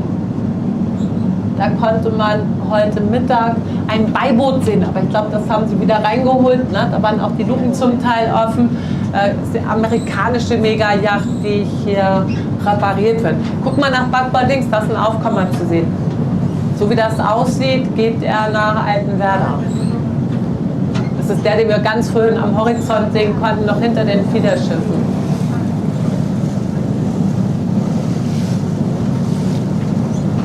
So, und dann gibt es ja um die Ecke noch die Luna zu sehen. Die Luna gehörte früher mal den Roman Abramowitsch, der hat sie verkauft. Wollte sie zurückhaben, weil sie super schön gestaltet ist. Es gibt nämlich hier ein U-Boot für 8 Personen und einen Swimmingpool, der größer ist als die Birgit Ehlers. Ihr merkt also schon, auf Megayachten ist alles vorhanden, was man unbedingt haben muss, aber nicht wirklich braucht. Ich kann mir nicht mal das Beiboot vom Beiboot leisten, wenn überhaupt die Luftmatratze, es sei denn, die ist hier mit Goldbeschlägen versehen, wert an Luna so ungefähr 400 Millionen Euro. Es gibt Megayachten, die sind doppelt so teuer. Denkt mal an die Eclipse, die ja immer noch im Besitz von Roman ist, oder auch die Dilba, die ist, glaube ich, sogar bei fast 900 Millionen Euro. Mal ganz ehrlich, wenn wir alle Multimilliardäre wären, dann würde niemand sagen, nee, so ein Sheet, das brauche ich nicht. Dann würden wir alle sagen, ich will auch eine Megayacht haben. Das Problem sind natürlich auch die Unterhaltungskosten. Ist so, oder? Ist doch so. Wenn man kein Geld hat, sagt man immer, nee, will ich nicht haben, brauche ich nicht. So, dann schaut mal, wie kommen die Schiffe aus dem Wasser raus, egal ob Frachtschiff, Marineeinheit oder Megayacht. Blum und Voss und auch andere Werften haben hier Schwimmdocks vorgehalten. So, und das sind Pontons mit Seitenwänden. In den Seitenwänden, darin sind Hohlkörper untergebracht und die werden dann bei Bedarf mit Wasser geflutet. Dann senkt sich das Dock hinunter, schaukelt gleich hier wieder ein bisschen. Schiff fährt rein, Dock wird leer gepumpt, hebt sich mit dem Schiff an die Oberfläche. Das war die Kaya, Josephie.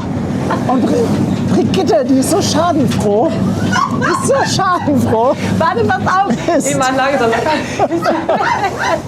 Okay, duschen brauchen wir heute auch nicht mehr. Komm mal, Buddy, ist ja gerade Kopf bis fast auf die Unterbüchse. Alles Schuld gut. hat die Kaya Alles gut. Josephine und irgendeine Fähre, die ganze Stimme nicht. Du, die Kaya, die kommt jeden Tag vorbei. Ja, Die eigentlich hole ich kennt man mir. sie, ne? Die hole ich mir. Also,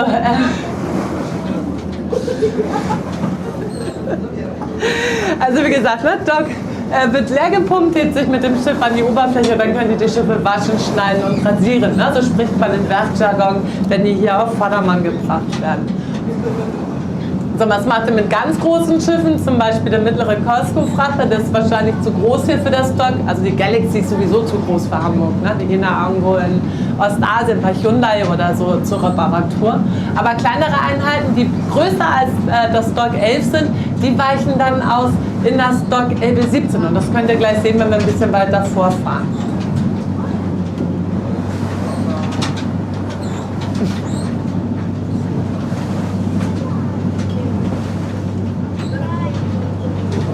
Wie bei Wildwasserbahn fahren hier. Das ist klar, dass die Zuschauer das wieder feiern. Ich glaube auch. Alle lachen. Ja, lacht ihr alle. Wenn ich es schaffe, euch ein Lachen auf die Lippen zu zaubern, dann bin ich glücklich. Ich muss jetzt nur mal gerade gucken, irgendwie ist der Gimbal gerade.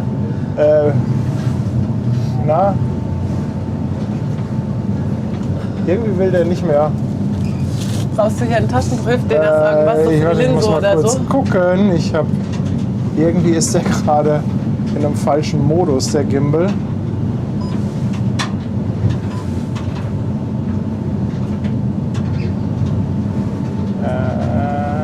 Er will nicht mehr hoch. Ja, muss ich ihn ein bisschen anders halten. Keine Ahnung, ob der gebadet hat. Okay, muss ich ihn etwas anders halten. Geht schon so. Alles gut.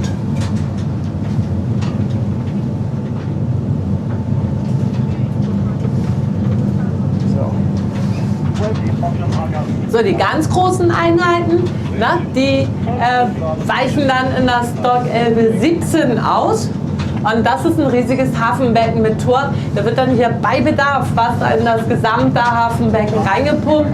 Ne? Große, schwere Eisentor mit Schlepperhilfe abgezogen. Schiff fährt rein, Tour zu, Wasser raus. Und dann hat man die Möglichkeit, bis zu 351 Meter lange Schiffe aufzunehmen. Das Dock selbst ein Kriegsbau, sollte dann auch nach dem Zweiten Weltkrieg gesprengt werden. Und dann hat man Probesprengungen durchgeführt und gesagt, nee, komm, halt stopp, lass die Finger davon. Wenn wir das Stock in die Luft jagen, dann geht der alte Elbtunnel mit in die Luft. Den überqueren wir ein zweites Mal. Ne? Erinnert euch, Nordportal links, da wo jetzt die Solar liegt. Südportal gleich rechts hinter den Backsteinhäusern. Und wenn ihr da hochkommt, macht ihr eine 180-Grad-Drehung. Dann kommt man hier zu dem Aussichtspunkt und von dort habt ihr einen super tollen Blick auf die Landungsbrücken rauf. Das Mikro verstehe ich überhaupt nicht. Ist ausgeschaltet und sendet trotzdem und umgekehrt auch. Ah, okay, ich musste euch Also mal gerade... das hier, ne? Das Sprachmikro ja. hier. Na egal. Ja. So, jetzt geht der Gimbal wieder. Alles Sehr gut. gut. Jetzt geht das wieder. Sehr gut. Es ist ja glücklicherweise Süßwasser. Ja. Mal hier von der Ferne kann man noch mal einen schönen Blick raufwerfen, ne? Richtung Stintfang, den eisernen Kanzler. Und man erkennt auch gerade die U-Bahn lang, ne? Auf dem Hamburger Regenschirm. So wird ja der Viadukt der U3 von uns auch manchmal liebevoll genannt, weil man da größtenteils unter zu Fuß langlaufen kann. Außer da überqueren dann irgendwelche, da werden irgendwelche Flüsse überquert wie die Alsterkanäle und so, ne? Dann geht es dann natürlich da nicht entlang.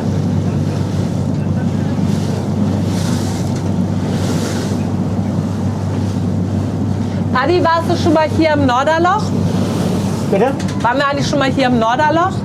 Da bei Flint um die Ecke rum? Ich glaube, wir waren da mal bei einer der ersten Fahrten. Kann sein. Mit der Laila? Weiß ich gar nicht. Oder bei der Fleetfahrt, wo wir das... Nee, waren wir da nicht, als die Gorch Fock da lag? Oder war das was anderes? Kann sein, dass wir da dann rumgefahren sind.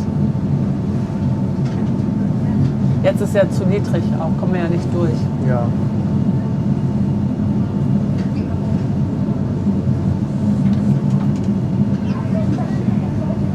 Auf jeden Fall wieder super interessant. Also man denkt immer, ja, Hafenrundfahrt schon ein paar Mal gemacht, aber ich könnte das immer wieder machen. Also ich finde das so cool, macht das so einen Spaß immer. Klar, das ist natürlich auch, weil wir Hafenfans sind, ne? Durch und durch. Und das merkt man dann natürlich auch. Ja, aber ich könnte ja auch einfach nur im Hafen abhängen, einfach nur hier irgendwo am Ufer sitzen. Genau. Meistens stehe ich ja irgendwo am Ufer mit meinem Stativ. Aber deshalb kann man eigentlich auch immer wieder eine Hafenrundfahrt machen.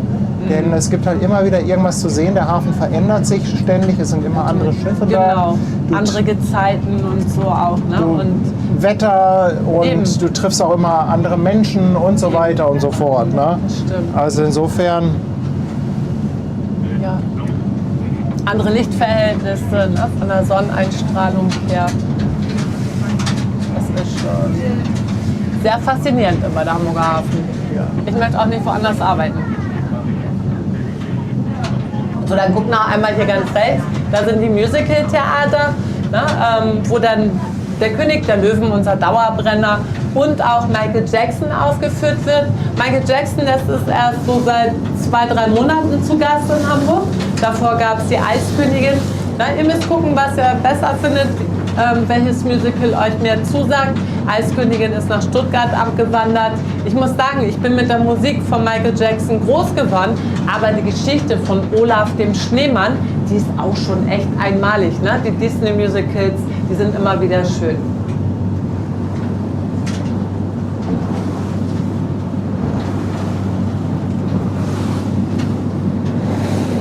So, und dann guck mal, geradeaus, da geht es dann Richtung Norderelbbrücken.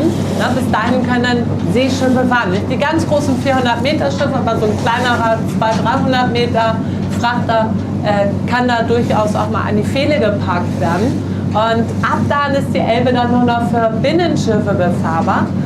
Und von den Norderelbbrücken bis zur Elbphilharmonie, da kann man dann eines der größten Städtebauvorhaben in Europa sich angucken. Und zwar die Hafen City. Ne? Bekannte Objekte, der kurze Olaf, unser zukünftiger Lost Place. Ich komme ja immer mehr zu der Überzeugung, dass es mit dem Elbtower nichts wird, nachdem dann hier die Bahn ja auch letzte Woche gesagt hat, hey, halt, stopp, was macht ihr da? Na, unsere Gleise sinken hier ab, also hört mal bitte auf zu bauen. Und dann natürlich das neu eröffnete Westfield Center, wo dann mehrfach in der Woche Feueralarm ist, aber architektonisch lohnt es sich da mal hinzugehen. Und natürlich unser Dauerbrenner, die Elbphilharmonie. Brennen tut sie nur, wenn die Sonne gegen scheint und das sieht auch wirklich super schick aus. Und das ist dann auch der einzige Umbau, den wir hier in der Hafen City haben. Hier war früher mal ein Seeschiffsspeicher gewesen und dieser Speicher, der war dann so gebaut, dass die Seeschiffe ihre Ware direkt in den Speicher umschlagen konnten. Das ging ganz gut, sondern kam der Container und dann brauchte man den Speicher nicht mehr. Und dann haben wir überlegt, was macht man? Reißt man den Speicher ab? War keine gute Idee. Lässt man ihn stehen? War noch eine schlechtere Idee, weil erstens ist der Speicher unter Denkmalschutz gestellt. Ich sage nur Augustinum. Und dann kam hinzu, dass er ziemlich marode war. Und dann hat man gesagt, komm, dann stocken wir das Ganze auf, versehen das mit einem gläsernen Aufsatz. In der Mitte kommen die Konzertsäle rein, nach Osten das West-Inn-Hotel, nach Westen Luxuswohnungen. Und das, was ihr rot seht, das wird hergerichtet als Parkhaus, Backstage-Bereich und Spa-Bereich und alles Mögliche. Ich sage immer, was ist der schönere Anblick? Die Raffinerie hinter uns oder die Elbphilharmonie? Ich sag euch, was der schönere Anblick ist. Natürlich die Raffinerie, denn guckt mal, wie viele Passanten oben auf der Plaza sind. Die gucken alle nach Süden, alle nach Westen und hinter uns ist nicht eine einzige Person, die auf die Elbphilharmonie guckt. Ausnahmen sind wir hier von der Barkasse aus, ne? Oder hier von meinem Kollegen Günther, der hier gerade große Pötte fährt. Nicht erschrecken. Man kennt sich im Hafen. Das mit dem Feueralarm entwickelt sich, glaube ich, auch zum Running Gag. Ja, ich glaube, im Kino ist da immer Feueralarm, oder? Tanja und ich waren ja gestern das erste Mal drin im Westfield. Ja. Also ich muss sagen, architektonisch auf jeden Fall ein Besuch wert. Ja. Also es hat schon einen gewissen Flair, das muss man sagen. Und auch wenn man da oben steht, da auf der Empore, wo das Kreuzfahrtterminal hin soll. Und Ja. wenn ihr da von der Ecke dann Richtung Elbe guckt, ist schon einmalig. Also das, ist ja, einfach so. muss man sagen. Also auch wenn man jetzt keinen Bock auf Shopping hat, aber ein Besuch ist das auf jeden Fall wert. Und der Döner oben ist auch gut. Habe ich noch nicht probiert. Haben wir gestern ausprobiert. Gestern war ein ganz guter Tag. Nach dem Osterwochenende war das nicht so überlaufen. Ja. Also noch ist es wirklich gut, ne? Vormittags dahin zu gehen, weil nachmittags wird es voll sein. Und es sind eben noch sehr, sehr viele Menschen in der Stadt auch. So, dann guckt mal, wo wir angelangt sind. Wir haben jetzt ja auch den City-Sportboothafen wieder erreicht. Ja, dann kommen wir auch allmählich dem Ende der Rundfahrt entgegen. Ich hoffe, ich konnte euch einen interessanten Einblick, vielleicht mal ein bisschen anderen Einblick für eine Hafenrundfahrt mitgeben. Dann würde mich das freuen. Ich muss mich aufs Anlegen vorbereiten, ne, von allen verabschieden. Wartet mit dem Aussteigen, bis wir hier die Leinen gleich fest haben. Wenn ich sage, okay, auf geht's, könnt ihr in aller Ruhe hier die Birgit verlassen. Wenn die Fahrt gut gefallen hat, dann gibt es ja eine alte Tradition auf den Barkassen. Ich lege hier am Ausgang meine Mütze aus und wenn ihr mögt, könnt ihr da ein Trinkgeld reinpacken. Ich sage danke, ich sage vor allen Dingen auf alle Fälle danke, dass ihr alle unsere Gäste wart. Ich wünsche noch einen super schönen Abend. Na, habt schöne Osterferientage, die noch in den Ferien sind in Hamburg. Kommt gut nach Hause, bleibt gesund und dann tschüss, bis zum nächsten Mal.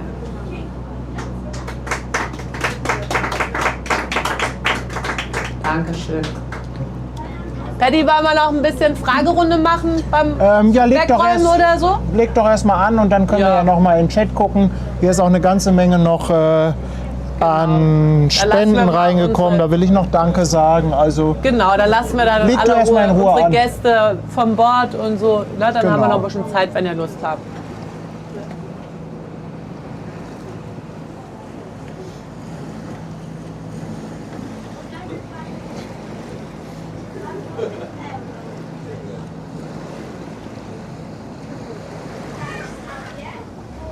Machen wir hier den Shutdown.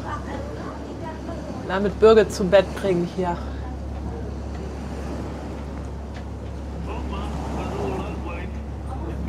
Ich finde, das ist auch ein echt schöner Liegeplatz hier im City Sportboothafen. Ja, total. Also das ist so ein bisschen abseits von den Landungsbrücken. Ja. Ich finde, das ist hier klasse.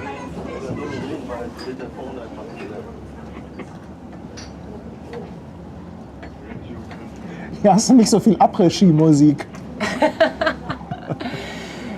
Ja, vor allen Dingen das Behaken, auch wenn man ja alle im gleichen Boot sitzt, aber da hast du doch natürlich schon mehr Konkurrenz und so auch. Das ist hier ganz entspannt. Man ist für sich, kann machen, was man möchte. Ja, da gibt es da nicht diese ganzen Regularien, ne, wie an den anderen Stationen. Das ist schon. Das machst du jetzt selber mit dem Anlegen, wenn keiner von den Jungs da ist? Ja, klar. Im Fleet muss ich das ja auch alleine machen. Ah, da hatten wir Leon dabei, ne? Leon Pratz. Stimmt, da hatten wir Leon dabei. Ja, Schatz, hier. Mach mal zu. Die Knoten kannst du doch noch, oder?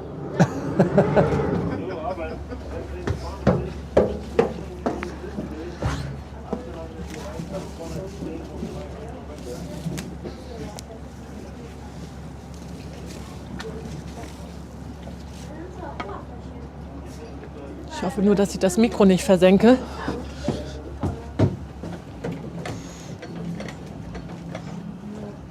Ach du, versenkte Mikros. Ja, aber einmal wird's teuer, ne? Never ending story. Ja. So, ich mache noch eine Leine fest und dann dürft ihr folgen.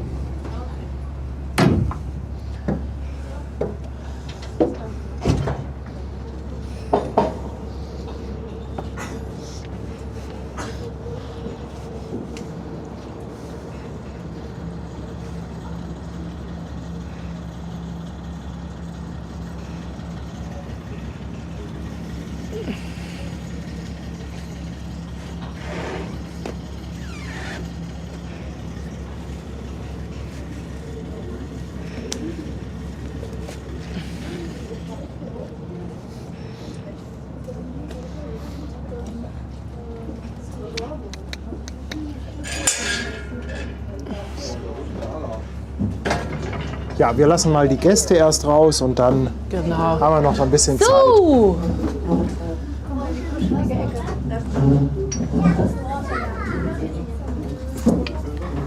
Ich nehme euch das einmal ab. Dankeschön. Ich weiß gar nicht, wo wir die Kiste. Dankeschön. Okay. So, vorsichtig. Ich sag Dankeschön. Komm mal hier rein. Vielen Dank. Ja, gerne, ne? Gerne. Vielen Dank. Tschüss. Ja, gerne. Tschüss. Vielen Dank. So. Ja, das geht mir jeden Tag so. Vielen Dank. Ja, gerne. Ich hoffe, es hat euch Spaß gemacht. Vielen Dank. Gerne. Dankeschön. So. Schatz, du brauchst Hilfe? Okay, super. Perfekt. Tschüss. Vielen Dank und schönen Abend noch. Paddy und Tanja, ihr seid sportlich. Ich Ja. fahre mit euch jetzt an die Bettina ran und wenn wir rumfahren, dann können wir ja quatschen. Ja, genau. Und dann machen wir da Feierabend, so viel ja, ist das genau. nicht. Und dann fahren wir ein bisschen, wenn wir hier... Dann nutze ich das mal. Ja, genau. Schatz, willst du mal kurz die Kamera nehmen? Ich will mal einmal hier. Es ist wieder sensationell. Also es ist wieder eskaliert hier im Stream. Aber ein Danke muss sein. Wir schmeißen da gleich auch noch was rein, ja.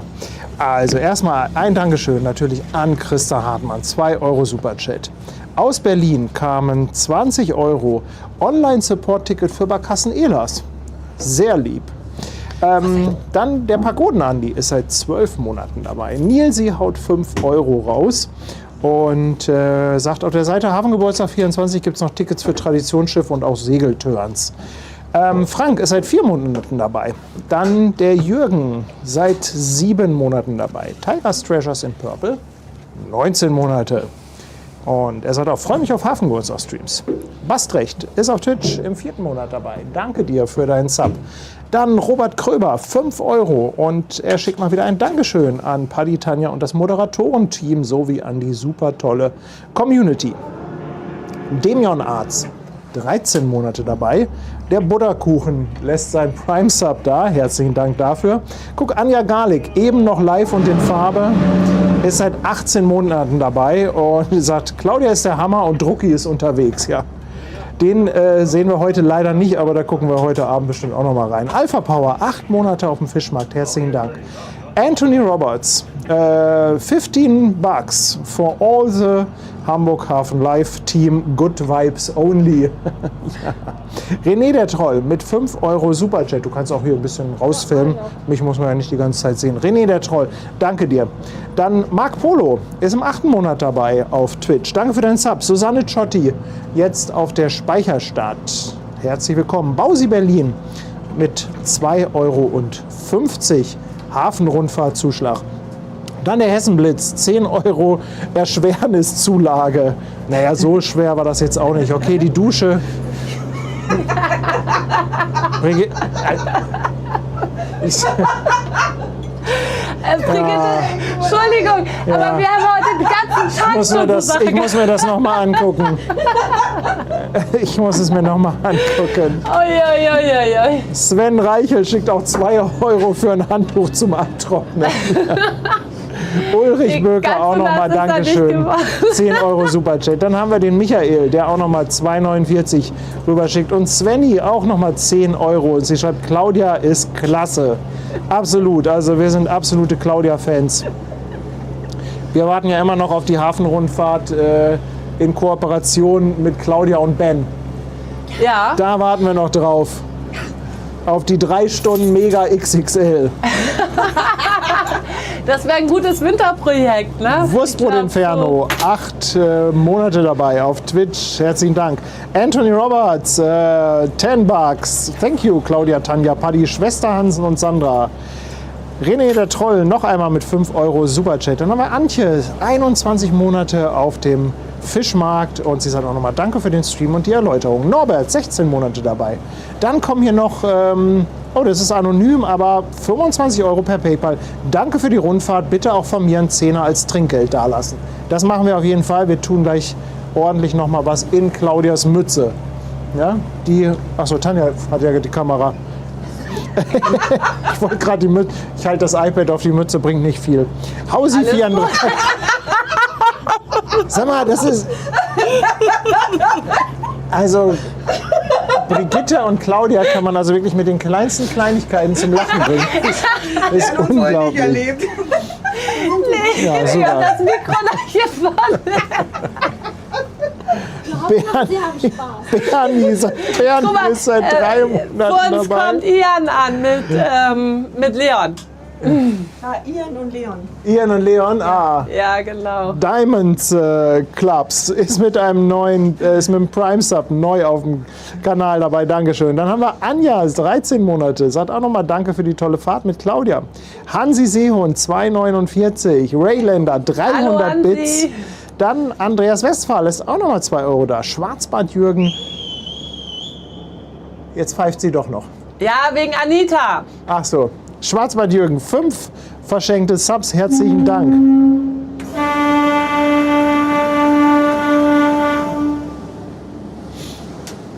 Ian und Leon. Moin! Lars Bach, 2,49 Euro. Und Euro-RS ist mit einem Prime-Sub dabei, jetzt schon 2 Monate. Ein ganz, ganz fettes Dankeschön, ihr Lieben. Ach, Claudia T. kommt auch noch mal mit 5,99 € Trinkgeld für Claudia. Wir werden gleich auf jeden Fall für Claudia fett was da lassen. Melli und Jörg lassen auch noch mal 5 Euro da. Herzlichen Dank, ihr Lieben. Danke, danke, danke. Soll ich die Kamera wieder nehmen? Also, ich würde vorschlagen, wenn ihr jetzt noch Fragen habt, könnt ihr die ja vielleicht mal in den Chat schreiben. Und ich schaue mal, ob ich die dran bekomme. Also eine häufig gestellte Frage, die ich eben auch gesehen habe, ob die Barkassen barrierefrei sind, leider nicht. Ne? Leider nicht. Wir haben heute auch wieder gerade einen Fall gehabt. Da war eine ältere Dame Und da hieß es ja ein paar Stufen, und dann ein paar Stufen, kein Problem. Und dann waren es tatsächlich hier die 4 Stufen, die man runter muss. Ich meine, vielleicht kannst du, Patty, einmal auf die Treppe rauf halten. Also wenn ihr das überwinden könnt. Das, und dann ist es so, man muss auch noch eine Stufe hoch. Na, weil der Ponton, der schließt nicht mit der Oberkante ab. Bei der Anita ist es manchmal gegeben. Die ist ein bisschen breiter und komfortabler.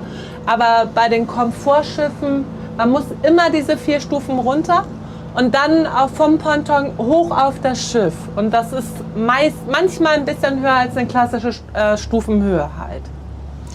Dann haben wir natürlich die Frage, was die Hafenrundfahrten kosten. Ihr habt die 1- und die 2-stündige und die Fletfahrt. Ist das richtig? Richtig. Oh, lass mich lügen. Ich glaube, die einstündige 25 €.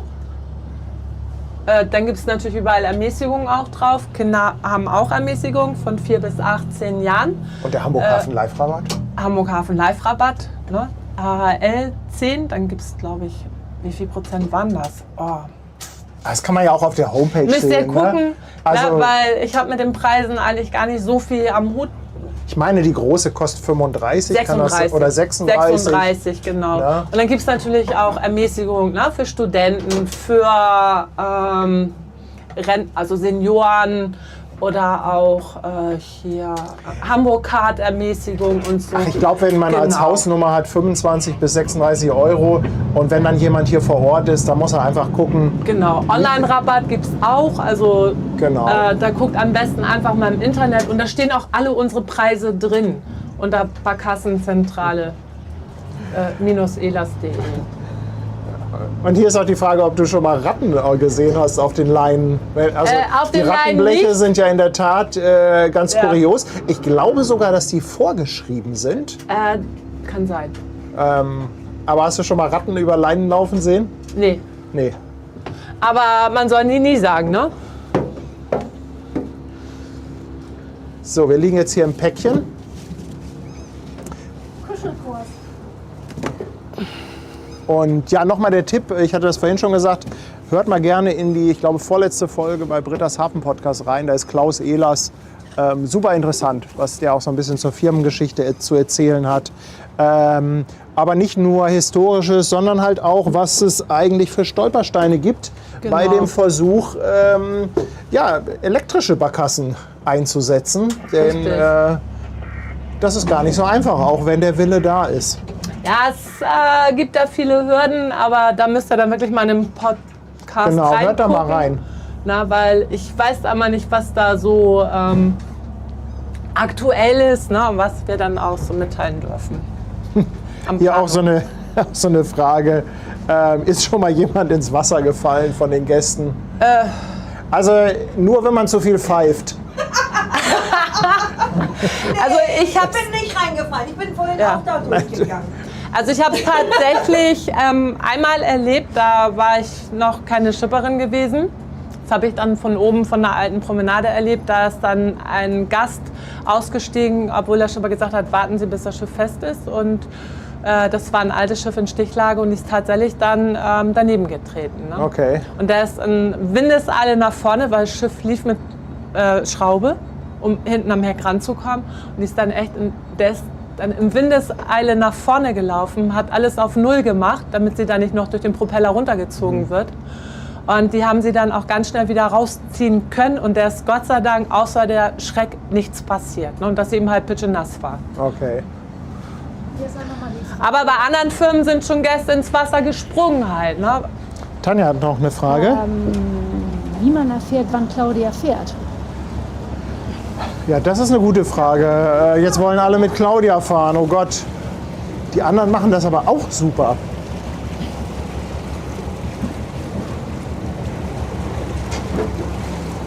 Tanja, jetzt, Claudia, das Schlimme ist, jetzt wollen alle mit dir fahren. Ja. Kann man erkennen, wann du fährst oder? Heute ist mein zweiter Tag im Turn. Ich arbeite 4/2. Viel Spaß beim Rechnen. Also am Aber die anderen machen das auch habe ich super, echt. Ja, also wirklich. Ich kann euch empfehlen, gerade auch Super Hafenrundfahrt, ne? Ian und Mario und so, die machen das echt super. toll, alle Kollegen. Und auch bei der einstündigen kann ich eigentlich jeden von uns empfehlen. Jeder hat natürlich seinen eigenen Stil. Der eine ist so ein bisschen mehr trocken, sachlich, fachlich, mit ein bisschen Sarkasmus oder so, wie ich das auch habe. Na, dann gibt es welche, die das noch ein bisschen sarkastischer machen können. Die sind vom Typ her aber auch so. So hat jeder seine Schwächen und Stärken. Und dann gibt es natürlich auch so die ganzen alten Gassenhauer, die ihr alle kennt, von wegen Michel den Drachen steigen lassen. Die 3 Meere, die man von Michel sieht und alles. Ne? Und ich mache das nicht, weil ich sag mal, das kommt bei mir nicht so an. Man muss das ja auch selber sein, ne? Wenn man sich total verstellt bei so einer Moderation. Genau. Das ist ja das Gleiche hier beim Livestream. Wenn ich versuche, jetzt irgendjemanden nachzumachen. Bringt nie was. Man muss immer so authentisch sein, wie es geht, also sich selber am besten verkaufen. Ja, dann ist hier die Frage, ob es ein WC gibt auf der Barkasse. Ja, haben wir. Hier hinter der Tür. Hier? Ist Unisex. Wir haben eigentlich sogar auch 2 Toiletten, aber meistens ist immer nur eine im Betrieb. Genau. Ja, aus betrieblichen Gründen halt. Anita hat sogar 2 Toiletten und bei Partyfahrten und so kann man auch beide aufmachen. Aber vielleicht. Der hat nur eine Toilette und die alten Schiffe haben auch nur eine Toilette. Aber vielleicht müssen wir irgendwann auch mal mit einem Kollegen, der da Bock drauf hat, eine Hafenrundfahrt machen. Ja, unbedingt. Einfach mal zu zeigen, dass die das halt auch alle gut machen. Ne? Ja, klar. Also Claudia haben wir jetzt natürlich sehr oft hier im Stream gehabt, weil sie einfach auch ab und zu im Chat mal vorbeischaut. Viele von euch kennen sie jetzt, aber Unbedingt bei den Kollegen auch mitfahren, weil wir erzählen immer wieder das Gleiche und jeder erzählt was anderes. Und gerade für die Wiederholungstäter, geht auch zu meinen Kollegen, auch wenn ihr mich alle gerne habt. Hier ist noch die Frage, wie viele Barkassen ihr habt. Waren das 11 oder 13? 13 eher. Ich glaube, das hat Klaus im Podcast gesagt. Oh Mann, wir hatten mal zu... Hat er gesagt, aktuell 11? Kann das sein? Nee, warte. Vor uns liegen 2, 5 Neubauten. Das sind mehr als 11. Das sind schon 7, 8, 9, 10, 11. Dann haben wir drüben die Helga, 12. Und die Uwe, 13. 13. Dann doch 13, ja. Ja, Ah, und da liegt auch die Jan Ehlers, die ist auch schon über 100 Jahre alt, ne? ja, 1900, ich weiß gar nicht. 23, glaube ich, ne? Ja. Die älteste Barkasse ist die Uwe, die liegt gerade bei Flint oben auf Land. Wenn sie noch oben ist und nicht schon wieder runtergeholt worden ist. So. Die ist von 1900, ich meine 8, aber ich will euch nichts Falsches sagen. Thomas ist von 25. Die Helga, die gerade umgebaut wird, 24. St. Pauli, glaube ich, auch so, 21, 25. Also die sind alle schon ursprünglich über 100 Jahre alt. Ja, ist Wahnsinn, ne? Ja. Also, Aber alle auch umgebaut, ne? Gerade im Rahmen der Sinksicherheit, was ja schon mal da mussten ja Schotten irgendwann eingebaut werden Genau. und so im Rumpf, Genau, ne? Schotten. Ja. Ne? Der Boden, der darf dann nicht unterhalb der Wasserlinie sein. Und Ja. dann haben die ja hinten dann am Achterdeck, ich weiß nicht, also die St. Pauli ist jetzt nicht gerade so das Vorzeigeobjekt, aber die haben ja dann oben auch Auftriebskörper im Heck bekommen, ne, damit die einfach höher kommen. So, dann mache ich mal Also die Maschine schöne, auf. alte und sehr, sehr klassische Barkassen. Die alten mag ich ja am liebsten. So, wir müssen jetzt einmal unsere Sachen zusammensuchen. Hältst du noch einmal kurz? Ja. Dann hole ich mal hier den Rucksack raus. Ja, Ich mache mal schnell Landanschluss, dann bin ich sofort bei euch. okay, dann, guck mal, dann kann ich doch noch einmal gucken. Es sind, glaube ich, noch ein paar kleine Spenden eingetrudelt. Wo war ich denn stehen geblieben? Melli und Jörg hatte ich. Ach, guck mal hier, Lama Jana haut noch mal 100 Bits raus. Dann Alpha Power, 5 Euro. Werft mal 5 Euro in die Mütze. Ja, also wie gesagt, wir hauen da gleich, also wir lassen immer was da. Ne? Das ist absolut Ehrensache, weil für uns ist das für den Kanal ja einfach auch toll, diese Möglichkeit zu haben und vor allem auch diesen Content zu produzieren. Also da gibt es immer ordentlich Trinkgeld. Chris, 5,99, Dankeschön. Und nochmal 5 Euro von 1 Faxer MSS. Toller Name, Claudia ist die Beste, da bin ich voll bei dir.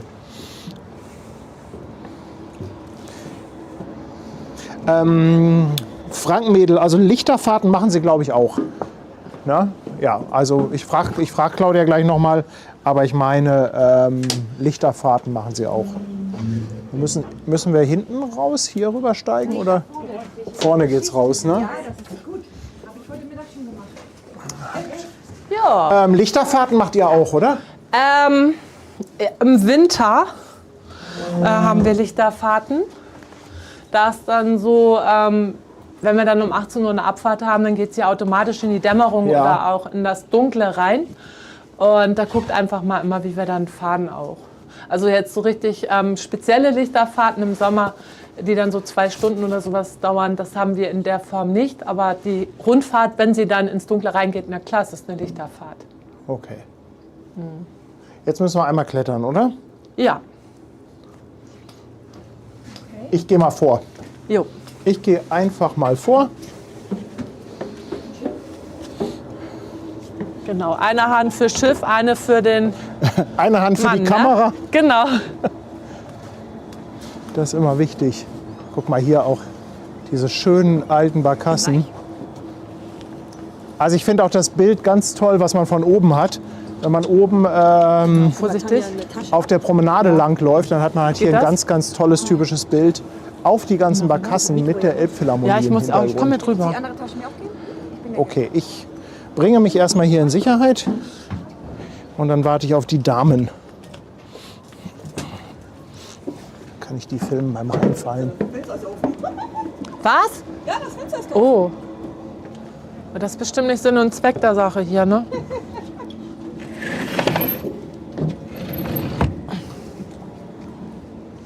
Das haben die bestimmt heute Morgen vergessen.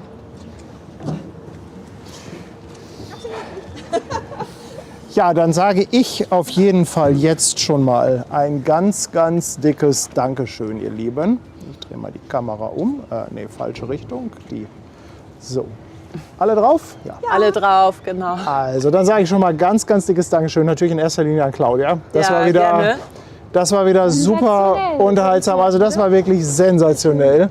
Dankeschön. Also, ich finde, ELAS ist einfach mega, Spitzenmäßig. mega spitzenmäßig. Es macht richtig, richtig Spaß mit euch immer. Ja, Ne? freut uns. Ja, wie gesagt, ne, kommt vorbei und fahrt auch gern mit den Kollegen. Kann ich nicht anders sagen. Ja, ich finde, wir müssen, also es Ja. lohnt sich einfach. Ne? Und Ja. also es macht auch so einen Spaß und auch wenn der Stream super ist, aber selber erleben und selber nass ganz gespritzt anders. werden, ist halt doch was anderes. Man sieht es auch anders. Manchmal